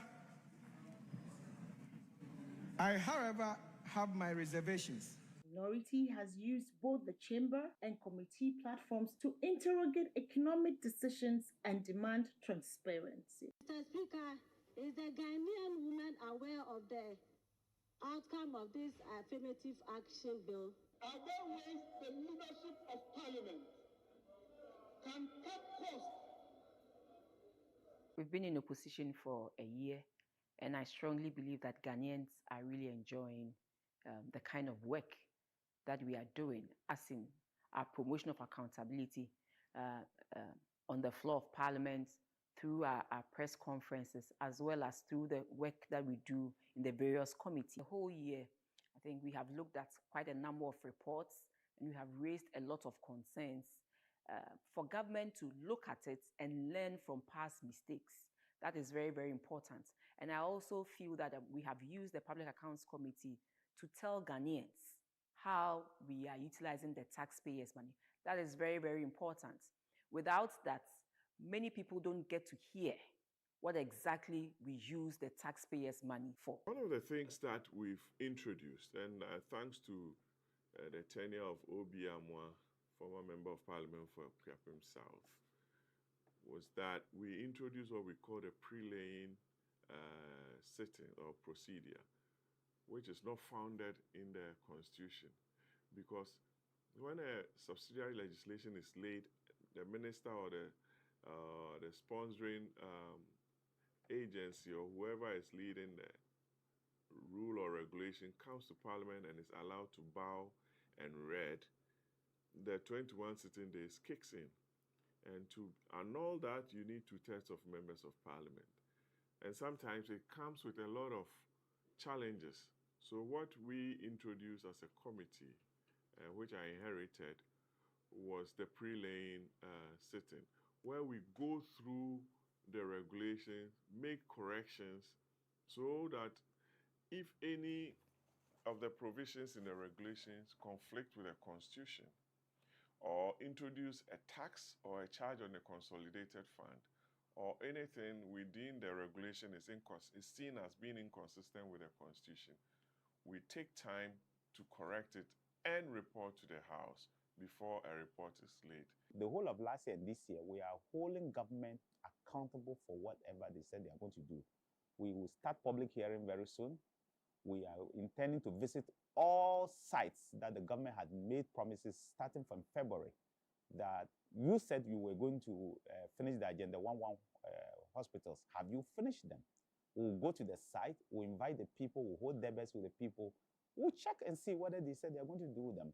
They said they are doing the roads. They promised that within a certain amount of time, they will do that road. We'll go and check and then report back to the people through Parliament that, look, when we went, this was done and this was not done. So for the caucus meetings and at caucus level, Assurance Committee is one of the committees that we believe that we can use to hold government to account to the people. Today, I hear the majority of the government excited about the revenue increase in ECG's operations. They talk about the stability of power. But anybody who understands the power sector knows that it's a process.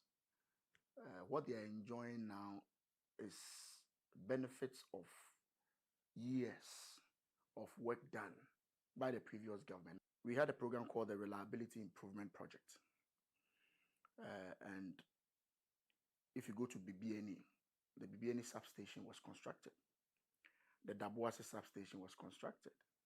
The Awaso substation was constructed. The Seria substation was constructed.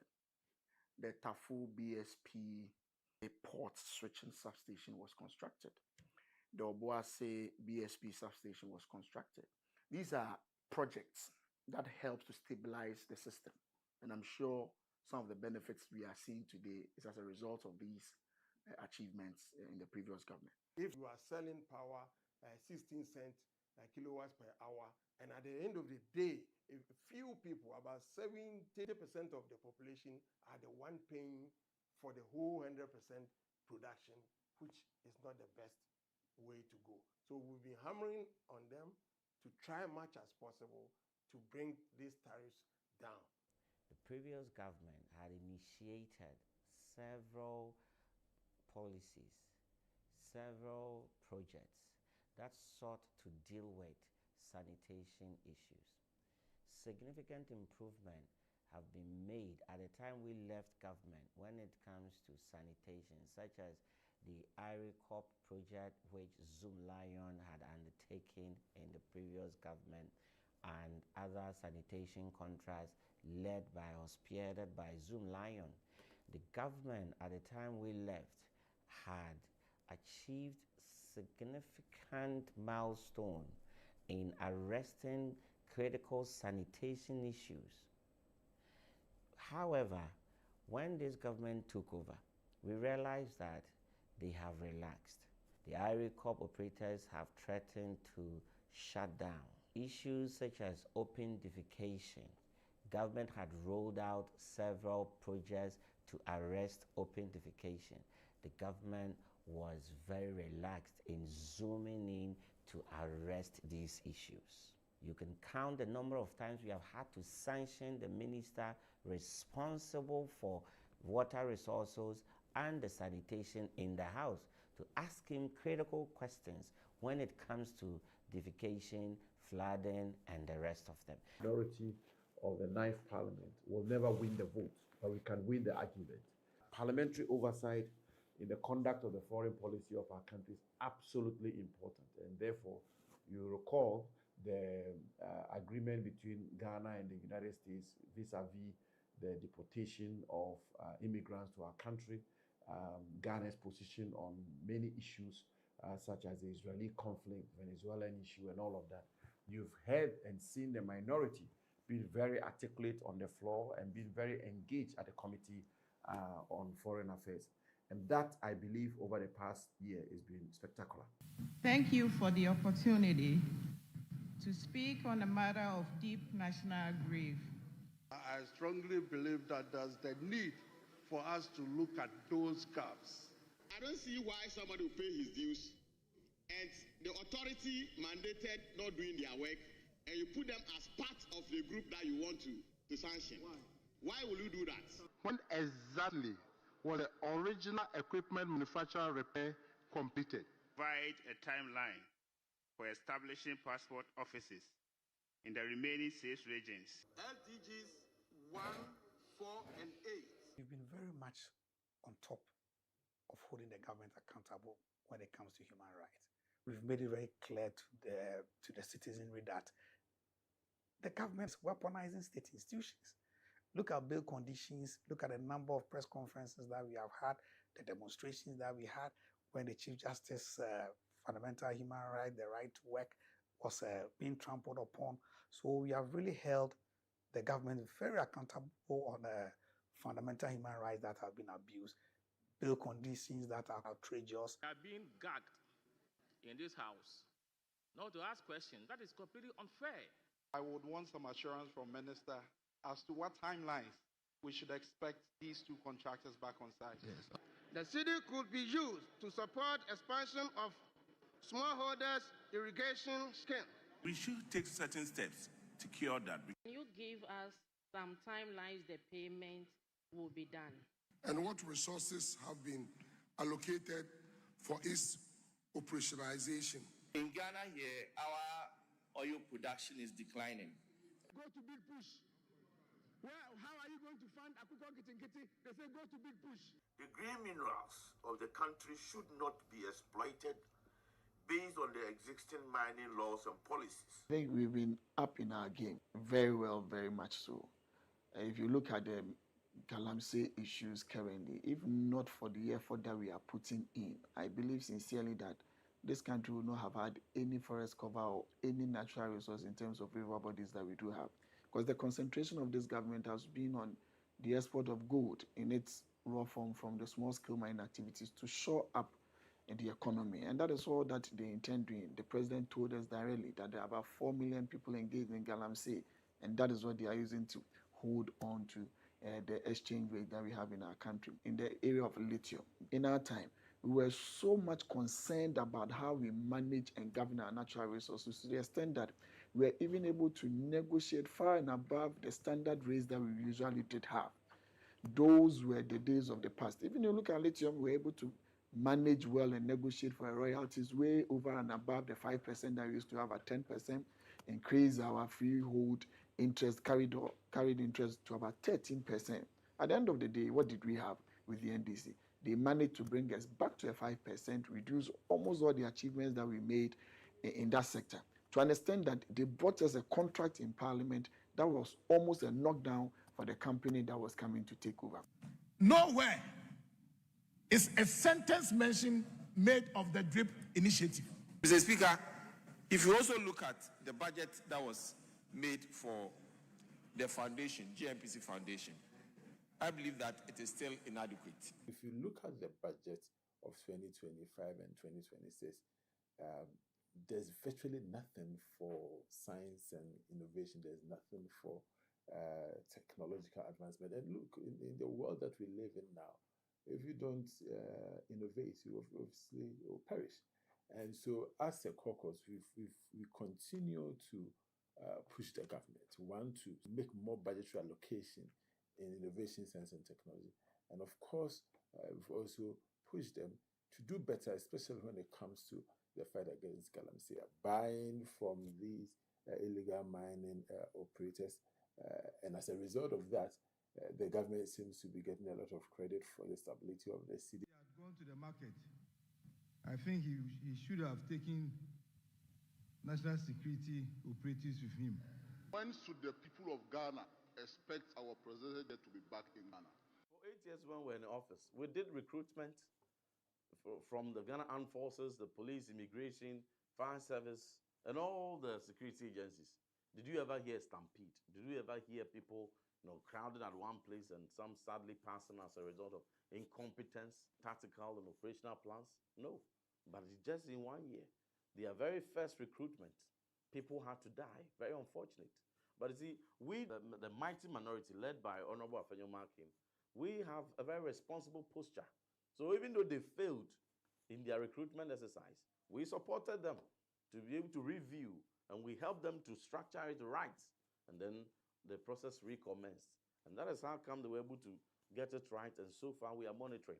We've said many times on the floor, and we've said many times at committee levels, that we will not politicize issues of security. When we first started this parliament, the ranking member for Defense and Interior, Ntim Fodjo, myself, we had a press conference, and then Ntim Fodjo was taken on because he had alerted government to avert their mind to some things which were going on at the airport which had to do with drugs. I think that although they came out as macho trying to intimidate Ntim Fodjo, I think that they also listened to whatever was in that press conference. And so they realized that although we may be in the minority without, the so-called supermajority, as they say, we still had our eyes open and our ears also on the ground, and that we were watching them. We have convened this press conference to demand consistency, accountability, and legislative integrity from a government that spoke with moral certainty in opposition. Of particular concern is the inclusion of redefined concepts of sex, sexuality, sexual orientation, sexual rights, and gender identity, which fundamentally depart from Ghana's cultural, religious, biological, and moral foundations. In my submission, I said when they were going for the health on this, we are ready to join them. To be mute in the face of excesses and injustice is to collapse democracy itself. Silence in parliament is not neutrality. Silence is an abdication. Silence is the shutdown of democratic accountability. The president was quick to tell us that he was going to cure the problem of unemployment. So then it was our hope that this 24-hour economy with a 3-shift to 1-job system will cure it. Unfortunately, that is not the case. We still have nurses that were assured to be paid, but have worked for 7 months, 11 months, but only 1 month were paid. I have been looking at this budget closely, and I'm finding it difficult to see where in this budget that there is a single institution with an increment in their budgetary allocation. The point and the issue here is the principle. The point and the issue here is the inconsistency. Mr. Speaker, next on the agenda is the removal of the EC. An efficient tax system is not the one with the highest incidence, but the one with the most effective systems. You arrive at a total figure of 760,000. So clearly, there's a shortfall. This budget lacks credibility. Speaker, I have already described this budget as growthless and jobless. The congested nature of the market and lack of modern firefighting infrastructure worsen the situation. This budget, Mr. Speaker, while claiming a gender-responsive mantle, reveals a pattern of a modest increment that falls short of transformation action. There is no way in this budget that they have initiated any new policies. There was a period last year when the Bank of Ghana dismissed some 100 young people who were employees. The Minority Caucus saw that it was unjust and raised the issue through a press conference. As the deputy ranking of the Gender Committee, I was privileged to address the press and raise the minorities' concerns. Thankfully, the government reversed their decision and the young people who were dismissed had their dismissal reversed. Yeah, so if today you see a very strong economic position of government in terms of all the revenue initiatives that the government brought, it is a result of the concrete critique and additions that we had to make at the finance committee level to improve policy direction of government. If you take even the laws, the passage of certain legislations like the Bank of Ghana Act amongst others, a lot of revisions have happened in those acts as a result of the contribution and commentary we ran on the floor of the House. So I think the Minority Caucus have been very strong in holding government accountable and to espouse transparency in the way things are done. The expertise to deal with challenges posed by cybersecurity. Through the efforts of the minority on the committee, government has listened to us, and so government has now come out with a policy to restrict exportation of raw rubber, which is good for us. So it's going to help that actors in the industry to be able to get enough raw material to process. We in the minority, in the trade committee, doing all we can, be able to support government to be able to focus the attention on trying to help those in the SMEs grow. Mr. Speaker, the biggest challenge for the sports sector is funding. And today, as we speak, the amount of money that has been released to the NEIP to be able to, as it were, conduct or make sure that the Jumeirah project sees the light of day. Not up to 1/3 of that money has been released. And if you want to do a simple calculation as to how much each person is going to get, it is woefully inadequate. Practical step is he making to ensure that some releases of funds will be made to the contractor? With the blueprint that was set out by the NPP government with the establishment of SIGA, we are going by the dictates of the very provisions of that act, and it has helped us in looking at the structural arrangement of the various state-owned enterprises. And it gives us even the framework for us to be able to measure the various state-owned enterprises. Mr. Speaker, at the outset, I think it is important to reiterate the point that this side of the House is not against the construction of an Accra-Kumasi expressway. You could see that there has been a complete departure from where the NPP government, the policies that the NPP government initiated. This government came, and if you look at investment is sending it to the rail sector, you can see that the government is not even interested when it comes to our railway development in this country. There is a constituency called Kede, where we also have roads to be constructed. When will the construction of phase 2 of the following Nkoko Township roads commence? Minister for Roads and Highways, whether the ministry has any plans to construct some footbridges on the Accra-Kumasi Highway in the Suhum constituency. As we reflect on the history, significance, and evolution of Ghana's National Farmers' Day. If you remember, the government was making a lot of noise that we have a lot of food production.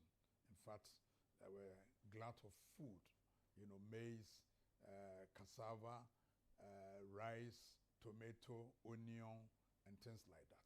But in natural fact, the production we're seeing on the market was not most of them were not from our farmers. They were as a result of excessive importation. Last year, the import bill, the food import bill alone, was in excess of 3 billion. I'm not saying that the farmers didn't do well. They did well. The weather was good. We had some production. But the bulk of the food we're seeing on the market was as a result of food importation. The government allocated only 2.9 billion to the agricultural sector, such an important sector, but only 2.9. And it will surprise you that at the end of the third quarter of last year, only 16%, 16% of this money had been released. They promised to buy fertilizer, they didn't buy any. They promised to buy certified seeds, they couldn't buy any. They promised to buy insecticides for farmers, they didn't buy any. They had to rely on what the previous government left behind. Parliamentary work is not like litigation in our courtroom. It's not about who wins, it's about who loses. It's more of consensus building, highlighting situations to rally people around. If for nothing, some of the milestones we've chalked, Ghanaians have seen from what we have done in Parliament. When you look at the lithium agreement, for instance, we highlighted how deficient it was in terms of what was being given Ghana. It was highly, highly disproportionate.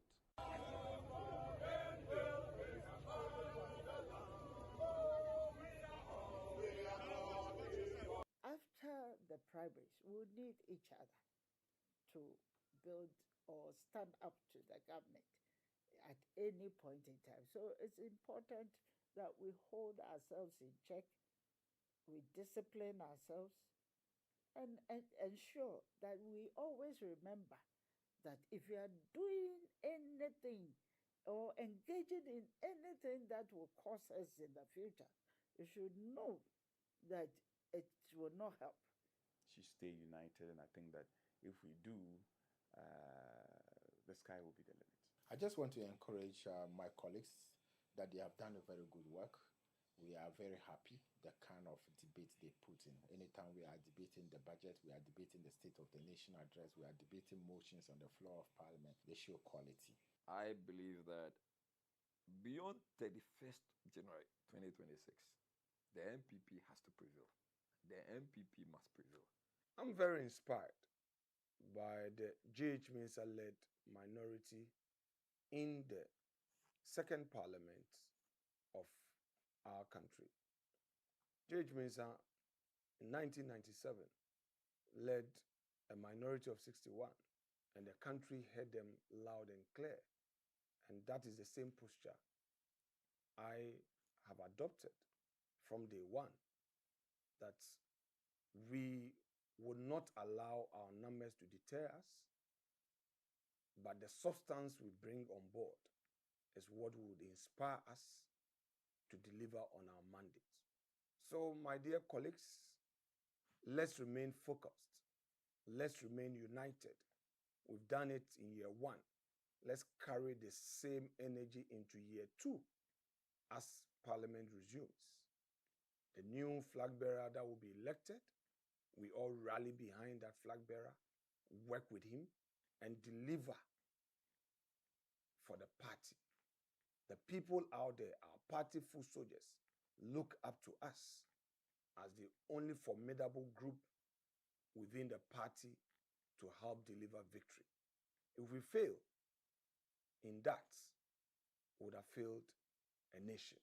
Let's work together and be firm, determined, and deliver for the people of Ghana. Thank you very much.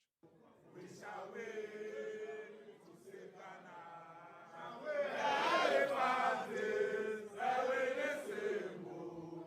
We shall win to save Ghana.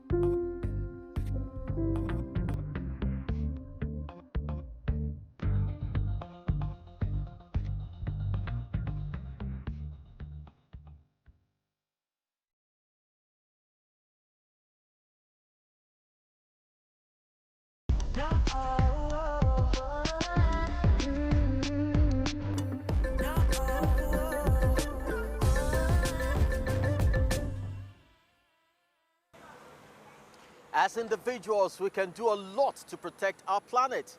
But as communities, we are even more powerful.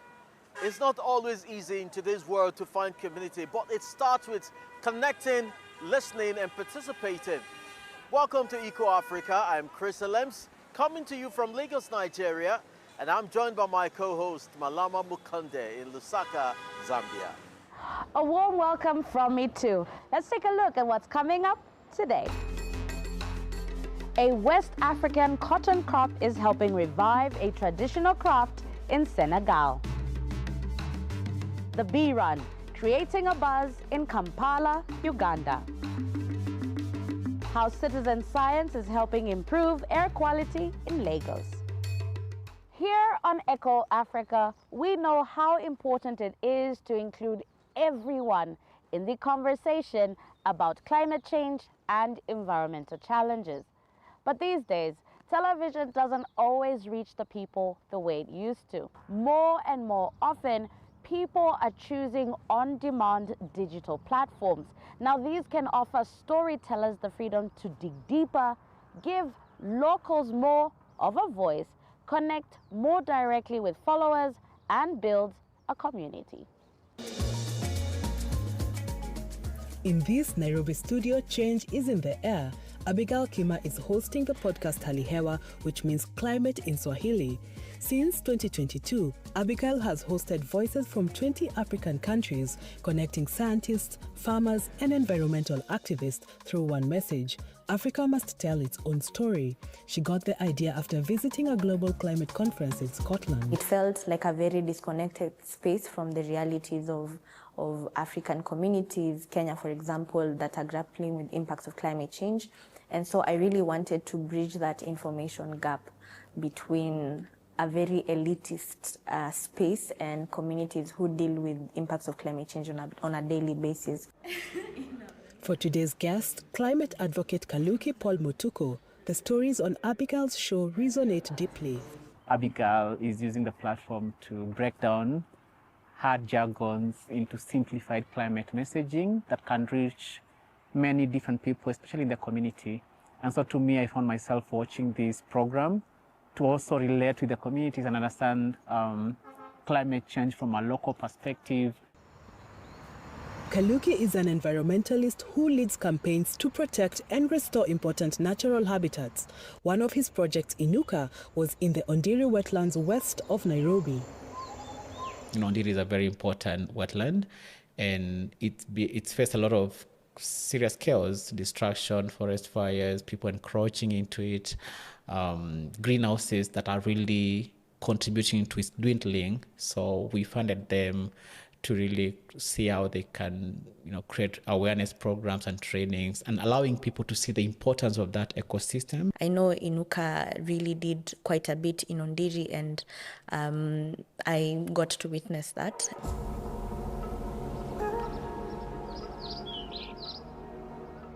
The two set out on a field trip to see the impact of the community efforts. Locals have been sensitized about the importance of this freshwater ecosystem and now help to protect it. The issue was not so much more about us having an activity for the wetland itself, but an activity around the wetland, because a lot of it has been or was encroached for farming, people cutting it down to build, or just also looting, grabbing the land. Being here at Ondiri today, one thing that has stood out for me is the fact that so many of us are unaware of where our water comes from. Really, truly understanding what water sources mean, because the most we know about water for a big population of us is the water in our taps. But it's interesting to be at Ondiri wetland today and to understand just how many people this particular wetland is serving in terms of water provision, and not only water, but just the survival of the ecosystem. The once endangered area is slowly regenerating, also helped by people like Robert Mayer. He has been tackling the massive waste and sewage pollution and encroachment on the area. After a decade of restoration efforts, the community-led transformation is becoming visible. Robert says that Abigail's platform has inspired many to do more to protect Kenya's fragile ecosystems. Hali Hewa comes in so handy to make these young people understand, or to answer the question, why are we doing what we are doing? Why are we planting the trees? Because some people, they just hear of planting trees and they go, they think it's just something you just do. But it's critical that they can help us. The podcaster wants to keep such issues in the public eye. Away from the wetlands, she continues her mission to inspire, whether in her studio. Well, thank you so much for staying tuned on the Hali Hewa podcast. Or here at a conference in Nairobi, Abigail Kima shows how storytelling can amplify ecological solutions and help a generation to see hope where others see crisis. So today, spending time with Abigail has shown me that telling climate stories isn't just about the data. It's about the people, it's about their hopes and the power of one voice to spark a wider conversation. And it's also a reminder that storytelling itself is a form of climate action. What stands out most is how her platform empowers young people to see themselves as part of the solution, just like Paul Kaluki has been doing. It has made me think more deeply about my own role, about how we tell our stories and who gets to tell them. Because in the end, the climate story is our collective story and every voice truly matters. They are tiny, but they keep the world alive. Pollinators, bees, butterflies, and other insects are absolutely vital for biodiversity. If they disappear, there would be an ecosystem breakdown and food insecurity. In cities, their habitats are disappearing as trees are being replaced by concrete. In Kampala, Uganda, activists are taking the issue of pollinator protection to the streets.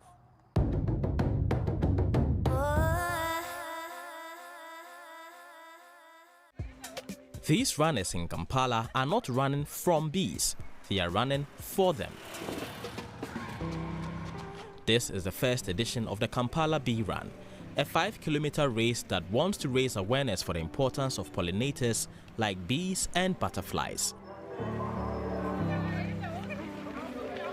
Cities world over like Kampala, have recorded a decline in the number of pollinators. A third of the food that we depend on depends on the vital work of these species. But due to land degradation, loss of habitats for these pollinators, climate change, intense use of pesticides and chemicals, their numbers have been declined, and we've risked losing them world over. Hannington Serwanga is a local environmentalist involved in organizing the Bee Run. He is dedicated to transforming empty spaces in Kampala to oases for pollinators. And that's also what runners and volunteers do along the racetrack of the Bee Run, planting trees and flowers that should attract the useful insects. We are not just going to do the planting, but we are planting species of plants that have nectar that can support the diversity of these insects. So we are specifically wanting to focus on nectar species of flowers and trees. As we can see, we have a lot of land but less trees and more houses. So we should protect the pollinators by planting more trees, lifting them up, and building a better generation. Our next report comes from Lagos. This is where I live, and I do love this great big city, but it often grapples with the issue of pollution, as most other big cities in Africa. As you can see, there is heavy traffic here, and that's only one of the reasons why air quality is bad. Another is poor waste management. So what can be done to improve the situation? Well, it starts with getting up early in the morning. It's 6 o'clock in the morning in Lagos. These early birds are about to run a marathon. They're part of a movement called Urban Better Citizens, which is active in a number of African cities. It integrates physical activity and citizen science, promoting youth participation in its push for more sustainable and healthier urban environments. We'll be going out with this mobile air quality sensor and Urban Better Citizens app to collect air quality data and also data about the environment, and equally sensitizing people. And then along the way when we are going, we use the Urban Better Citizens app from our phone to capture what is happening around the environment at that time. Lagos struggles with bad air quality, especially during the dry season. Gathering data is highly valuable for researchers, helping them analyze the extent of the problem, the first step in finding solutions. Air pollution comes from a number of sources, such as cars, open fires, or industrial emissions. Weather conditions can further influence air quality. Air pollution is measured by looking at certain chemical compounds in the air we breathe, mostly nitrogen compounds, sulfur oxides, carbon monoxide, ozone, and particulate matter or fine dust. The marathon runners are helping to create a map of the city's air quality. Road traffic and diesel generators are among the major pollution sources. The smoking of fish and open stove cooking, such as in this waterfront settlement, are further contributing factors. Prolonged exposure to a high concentration of these compounds can severely damage the lungs and is especially harmful for young and old people. Other members of the general public use the Citizens app too, uploading information on the urban environment. These women have spotted a pile of dumped garbage that has been burnt, as the charred remains reveal. They logged their observation in the data app. A lot could be fixed with better trash management. Lagos produces 13,000 tons of waste every day, and the city's two major landfills are already full to the brim. As the waste breaks down, it releases harmful gases, including methane. The Lagos Waste Management Authority is in dire need of ideas and alternatives. There are plans for waste-to-energy plants, a biogas facility which could fuel buses in Lagos, as well as more recovery facilities for recycling waste. To build citizen awareness, the Lagos Waste Management Authority, or LAWMA, sends advocacy officers to markets to inspect, educate, and help with complaints. This woman tells them about a problem with waste collection here by a private contractor or PSP operator. You could see the market women complaining. We gave them the Loma toll-free line for them to freely and easily, they can call. It's a toll-free line from an Airtel line for them to pass their grievance. Then Loma has PSP coordinators all across. Where PSP operators are not doing the needful, we call them to order. There has been progress in other areas. Loma introduced new recycling and waste bins in 2022, fitted with a chip to track collection. Households are required by law to buy the bins and subscribe to weekly pickup, but many just cannot afford the $50 containers, and not all settlements are reachable. In the meantime, the runners have finished their marathon. The data they collected on their run reveals heavy pollution in some areas where it exceeds critical levels. I'm going to go to the graph now. So you can see when we started, it was from moderate and then going to red. When we got to some point, it came down to yellow. The smoke kept coming up between Ilaja and Makoko area. You can visibly see it in that place. They present the data to the Lagos Environmental Protection Agency and discuss ideas to improve the situation. Even if progress is slow, awareness of air quality is an important step in improving living conditions in Lagos. Sadly, we all know that rivers are often used as dumping grounds for waste. We head to Europe, a city in Western Germany, where a group of volunteers meet on a regular basis to clean a local river. That might not sound like fun, but this project shows that when people work as a team and share a purpose, even collecting garbage, well, can feel rewarding. And sometimes they find the strangest things. Lurking in the River Larne, stuck deep in the mud, an old truck tyre. A challenge for the Larne divers, a volunteer group aiming to clean up the river in their city. We all know rivers flow into the sea, so if you clean the rivers, you prevent microplastics and waste from entering the sea. That has a positive impact there too. A cut from broken glass in the river sparked the group's founding in the city of Marburg in 2020. The injured woman set out with friends to clean up the swimming area and found the river was a dump. Jonas has been part of the team for 3 years. He takes care of salvaging and transportation. We've just found a trumpet. That's pretty unusual. We more often find bicycles and roadwork signs. Underwater visibility is extremely poor, dangerous for divers who can get tangled up in fishing lines. So they use oxygen tanks, even though the river here is only 1.5 meters deep. World War II munitions can also turn up, but finds are often more mundane. So far, the environmentalists have recovered around 20 tons of waste in over 100 dives. Every bit of waste removed counts. It's a huge task, but the Larne divers have set themselves a clear goal: to free their river of trash. 60% of the rubbish is scrap metal, thoughtlessly tossed into the river, out of sight, out of mind. Raising public awareness of this fragile, complex habitat is just as important.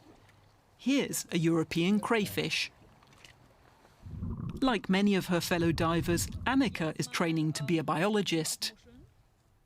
We have native mussel species. They filter water. If there are microplastics in the water, they filter less. These mussels can actually ensure our water is clean, but they can't if they can't filter. It's a bit frustrating when we see, often near bridges, 3 more shopping carts and 2 more bikes, where we just cleared a month ago. Educating the public is as vital as the dives themselves. At their information stand, the Larne divers showcase their most unusual finds. They have more than 15,000 followers on Instagram.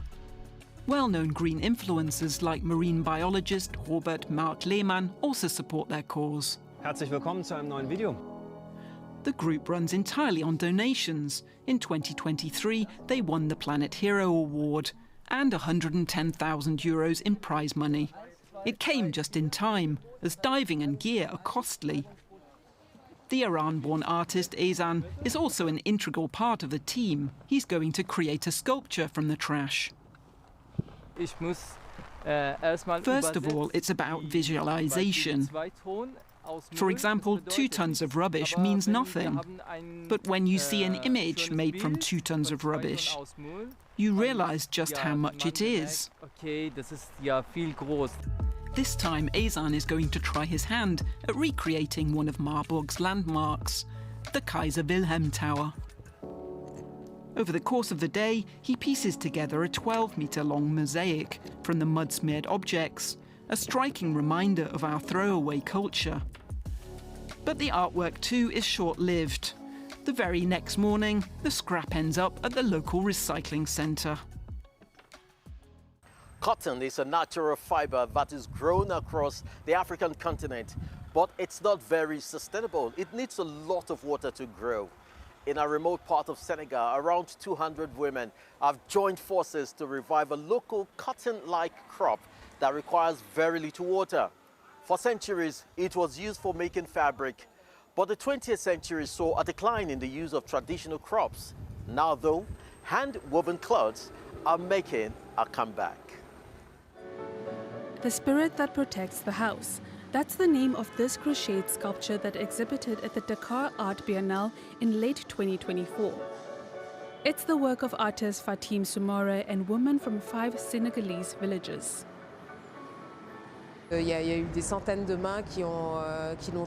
Hundreds of hands were involved in weaving and crocheting this work.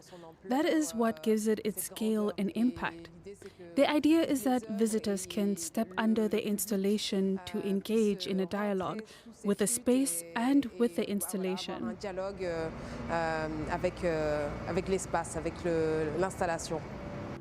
We traveled to the place where the sculpture was made, around 150 kilometers south of Senegal's capital. The Sine Saloum Delta is a vast labyrinth of water channels and islands. In the village of Marloge, women have been spinning a locally grown cotton for generations. The traditional fale thread is made by hand. Fatim Soumaré has revived this almost forgotten craft. She founded the Fale Collective, providing new equipment, including so-called echevadors, to straighten and wind the thread into bundles once it's been spun. The women earn the equivalent of €10 by spinning 1 kg of cotton. This work feeds us and our children. Even if it's just for water, it helps us survive. I want this work to continue.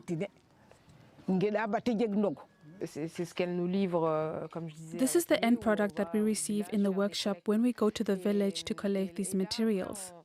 These are magnificent textiles, and as you can see, they vary depending on the hand that spun it. In the Sine Saloum Delta, the plant grows in salty soil where it's able to thrive. The wild cotton requires no artificial irrigation, no fertilizer or chemicals. Unlike industrial cotton, which grows in monocultures and devours vast amounts of water, this plant has adapted to the harsh climate. This cotton has been here since the time of our ancestors. When I was young, our parents took us to the fields to harvest it. Our grandfathers taught us how to pick the cotton. They then softened it with tools and spun it into thread, which they wove into a loincloth. These loincloths are used for traditional weddings, circumcisions, and accompany our dead to their final resting place. The wild cotton is studied at the University of Sheikh Anta Diop in Dakar. Plant biologist Mustafa Sagna says the species reproduces by creating fibers that envelop the seeds, ensuring they're carried away by the wind or passing animals. In fact, when any species produces fiber, that fiber is primarily meant for the purpose of survival. Of course, we use it for other purposes, but this fiber is basically what allows the species to spread in its natural environment. The women are now trying to plant the wild cotton near their villages. The yarn is processed in the Fele Cooperative Studio. The carpets, cushions, and other pieces designed here are not yet made entirely from the hand-spun organic cotton. Harvesting fale on the remote islands is laborious and expensive. Each roll of fale yarn involves a lot of work by hand. As yet, we can't harvest enough fibers from this cotton plant to use it for our creations fully. But little by little, we are making progress. We now have a few hand-spun spools of brown cotton.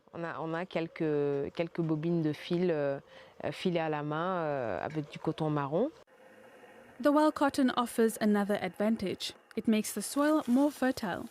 In 2023, women from the Fale Cooperative started an experiment. They planted 200 seedlings on 3 hectares of salt-encrusted land. Only a few survived, but the impact was huge. For the first time in decades, they were able to grow rice there again. Now, unusually tall wild grass has taken over the fields.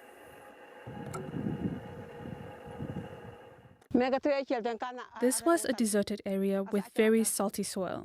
We started by watering the land and planting small cotton seedlings, which we were told would help reduce the salinity levels. As the soil improved, we planted rice. Now, thanks to God, the salt levels have dropped significantly. Fatim Sumera has always loved textiles. Her mother used to dye fabrics for a living. Today, she's weaving a new sculpture, and not just with any yarn. I know where it comes from. I know its story, the story of the one who spun it. I'm carrying on this tradition, weaving myself into a collective practice. With every thread, she continues the history of the Fale textile craftswoman, the legacy of thousands of hands. That kind of traditional craftsmanship is so valuable. It is about history and identity, and it is also about sustainability. Well, we hope you enjoyed the show, so let us know your thoughts by writing to echo@dw.com. I'm Malama Mukonde in Lusaka, Zambia. It's goodbye. And don't forget to check out our social media channels. Goodbye from me too, Chris Alems in Lagos, Nigeria. See you next time.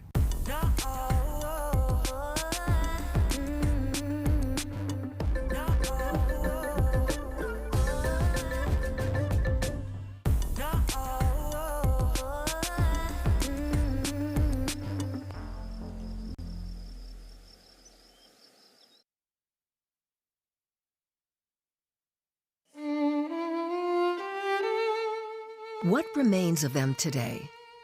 What stories can we tell about them? Of all those destinies during the Holocaust, the only thing that remains are their instruments. This is a remembrance from the past, from the parents or grandparents and from their history, and it's a different way of memory. This is the story of the Weinstein family and how they took care of these instruments. They showed that the Nazi regime did not succeed in destroying all traces of Jewish life and music.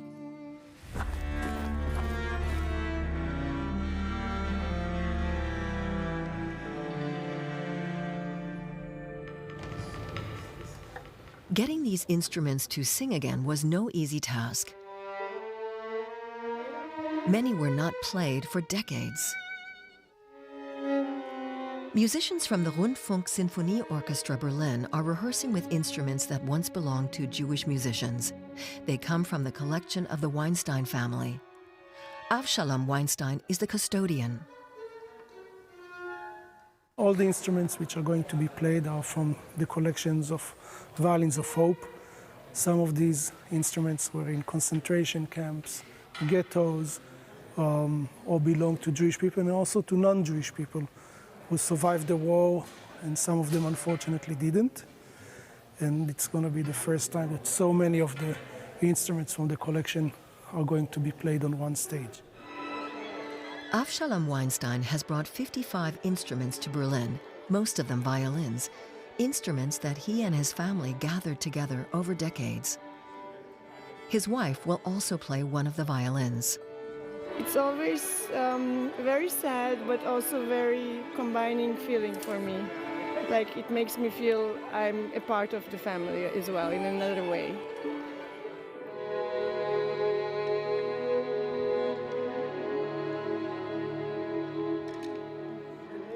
Avshalom Weinstein accompanies the instruments whenever they travel the world to be played by various orchestras. So this violin belonged to a lady named Joyce van der Veen. She was a child in the Netherlands, and she was hiding with her mother and her sister, and this is how they survived. Joyce van der Veen was 13 when she was stopped by a passerby while returning home from a violin lesson. She was warned that Jews were being rounded up. She managed to escape. She was also a ballerina, and when the war finished, she immigrated to the United States. A young Jewish girl called Anne Frank idolized the young ballerina. Frank successfully hid from the Nazis, but then was betrayed and arrested. She died at the Bergen-Belsen concentration camp in 1945. In the hideout where Frank wrote her famous diary, there was a photo of Joyce. She never played the violin again after the war. She danced, she was a ballerina teacher, but she never ever played the violin. And her daughter had no idea what was the violin, what was the story. This is how many of the violins entered the Weinstein family collection. Relatives brought them, or the friends.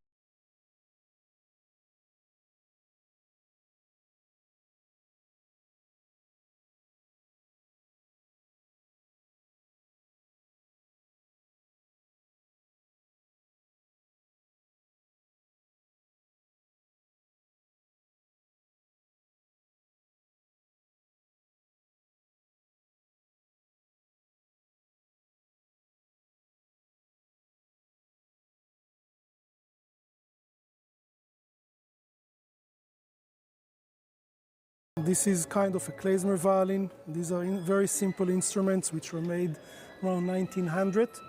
You can see this Star of David. These are originally inlays. Now most of these instruments we don't know to whom they belonged, so we dedicate them to different people. And this one is dedicated to my great-grandparents who lived in Vilna and never came to Israel, and they were all killed with their kids. And only my grandfather and one of his brothers survived. All the rest with their families were killed in Vilna. My grandfather's religion was music. He loved music, and he knew that the musical instruments, they were not the ones to make all these horrifying, horrible things. And he didn't want to see them being deserted, broken, abandoned, and he bought whatever he could. Avshalom's grandfather passed the business on to Avshalom's father, Amnon Weinstein. He continued buying and restoring the violins. The violins of hope, as he called them, became his life's work. He brought them back to Germany for the first time and arranged for German musicians to play them. Amnon Weinstein died in 2024. It's never been planned to become what it is today, no. And my father spoke on a radio show, and he asked if people had instruments that belonged to Jewish people who were in the Holocaust, if they would like to give us, that we can put it as an exhibit and do concerts and lectures. And we started getting more and more instruments. The first lecture was 8 instruments, and then the first concert was, I think, 4 violins. And after that it started growing, and today we have 70 instruments traveling. 2025 is a special year. It is now 80 years since Nazi Germany was defeated. A time for the world to reflect on the beginnings of the horror. How could the Holocaust happen?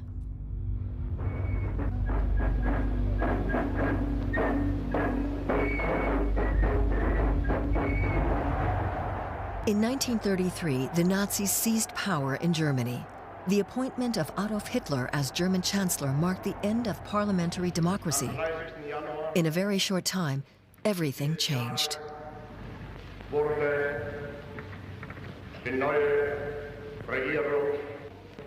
Through terror and semi-legal methods, the Nazis were able to push aside the rule of law and move towards dictatorship in a very short space of time. Everything was brought into line with Nazi ideology, pluralism destroyed. Thousands of Jewish artists lost their jobs. Their one option for a while was a Jewish-administered self-help organization. This cultural association organized concerts, readings, and Jewish cultural life. It was tolerated by the Nazis because it aided the control and isolation of the Jewish population. But pressure from outside grew ever stronger. The harassment of Jews increased. The November pogroms of 1938 were followed by the enforced closure of most institutions. Synagogues across the country were burned to the ground. The Nazis wanted to eradicate every trace of Jewish life, but they did not succeed.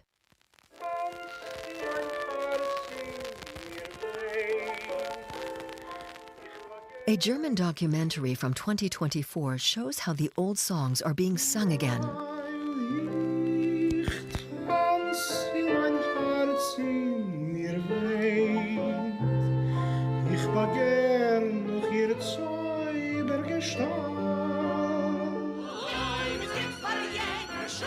The Zema Ensemble in Berlin is one group that is bringing the music to life again. The Nazis had tried to eradicate all traces.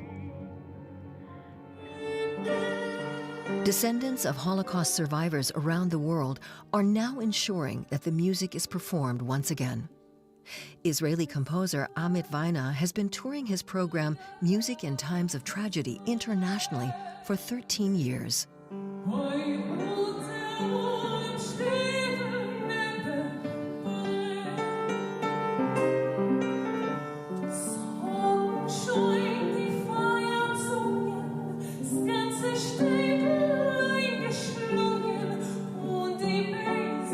Some of the songs are very simple, super simple songs written by amateur composers, and some are more elaborated and complicated pieces. How can it even be possible that people wrote music when they had nothing to eat? So that's, I think, that is the power of keep playing that music.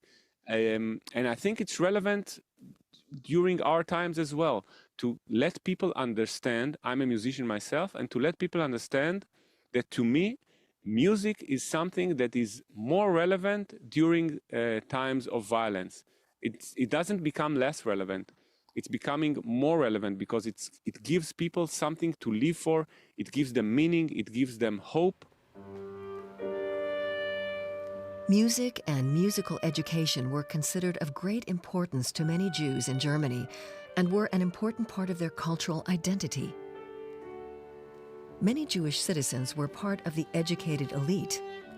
The idea that they would be in danger in their homeland was unimaginable for a long time. When they were deported, many took only their most valuable possessions with them.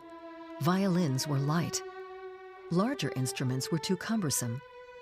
One reason why Avshalom Weinstein and his family have so many violins in their care today. First of all, thank you very much. I know it's not easy to work and play on instruments which are not yours. In the camps, there were many orchestras.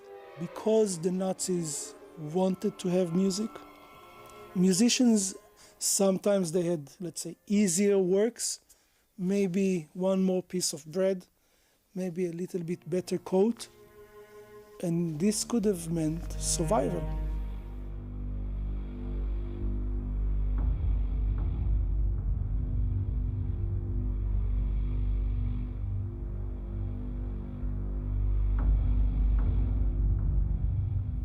Concentration camp survivor Anita Laska-Wallfisch experienced the horror firsthand. In a DW documentary, she tells the story of how she was deported to Auschwitz by the Nazis at the age of 18. Her musical education saved her. Her parents had made sure that she learned the cello as a child. She remembers how she became part of the girls' orchestra in the concentration camp. I played cello. Ich habe Cello gespielt. Fantastisch. Fantastic, she said. There's an orchestra. Stay here.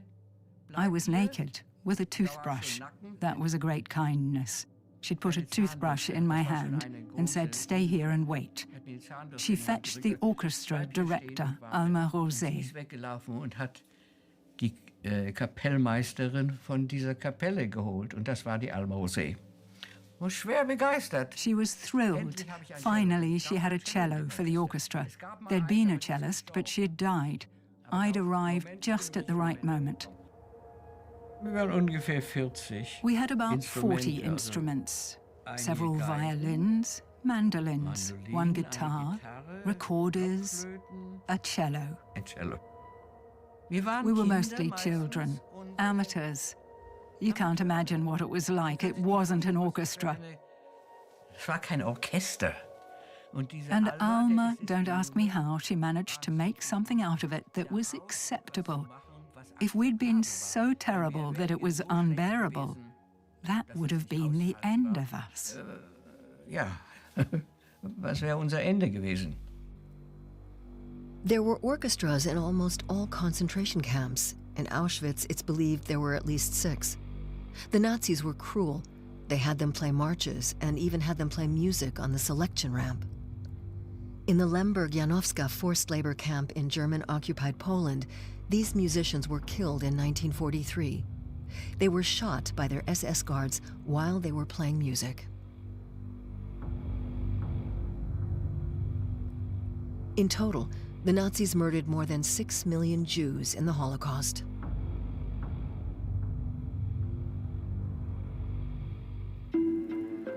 Cellist Anita Laska-Wallfisch survived. The Nazis did not manage to break her love of music. She was able to emigrate to Great Britain. She married the pianist Peter Wallfisch and co-founded an orchestra. Life for me is divided in 2 parts: hell and ordinary life. The Nazis succeeded in destroying many things.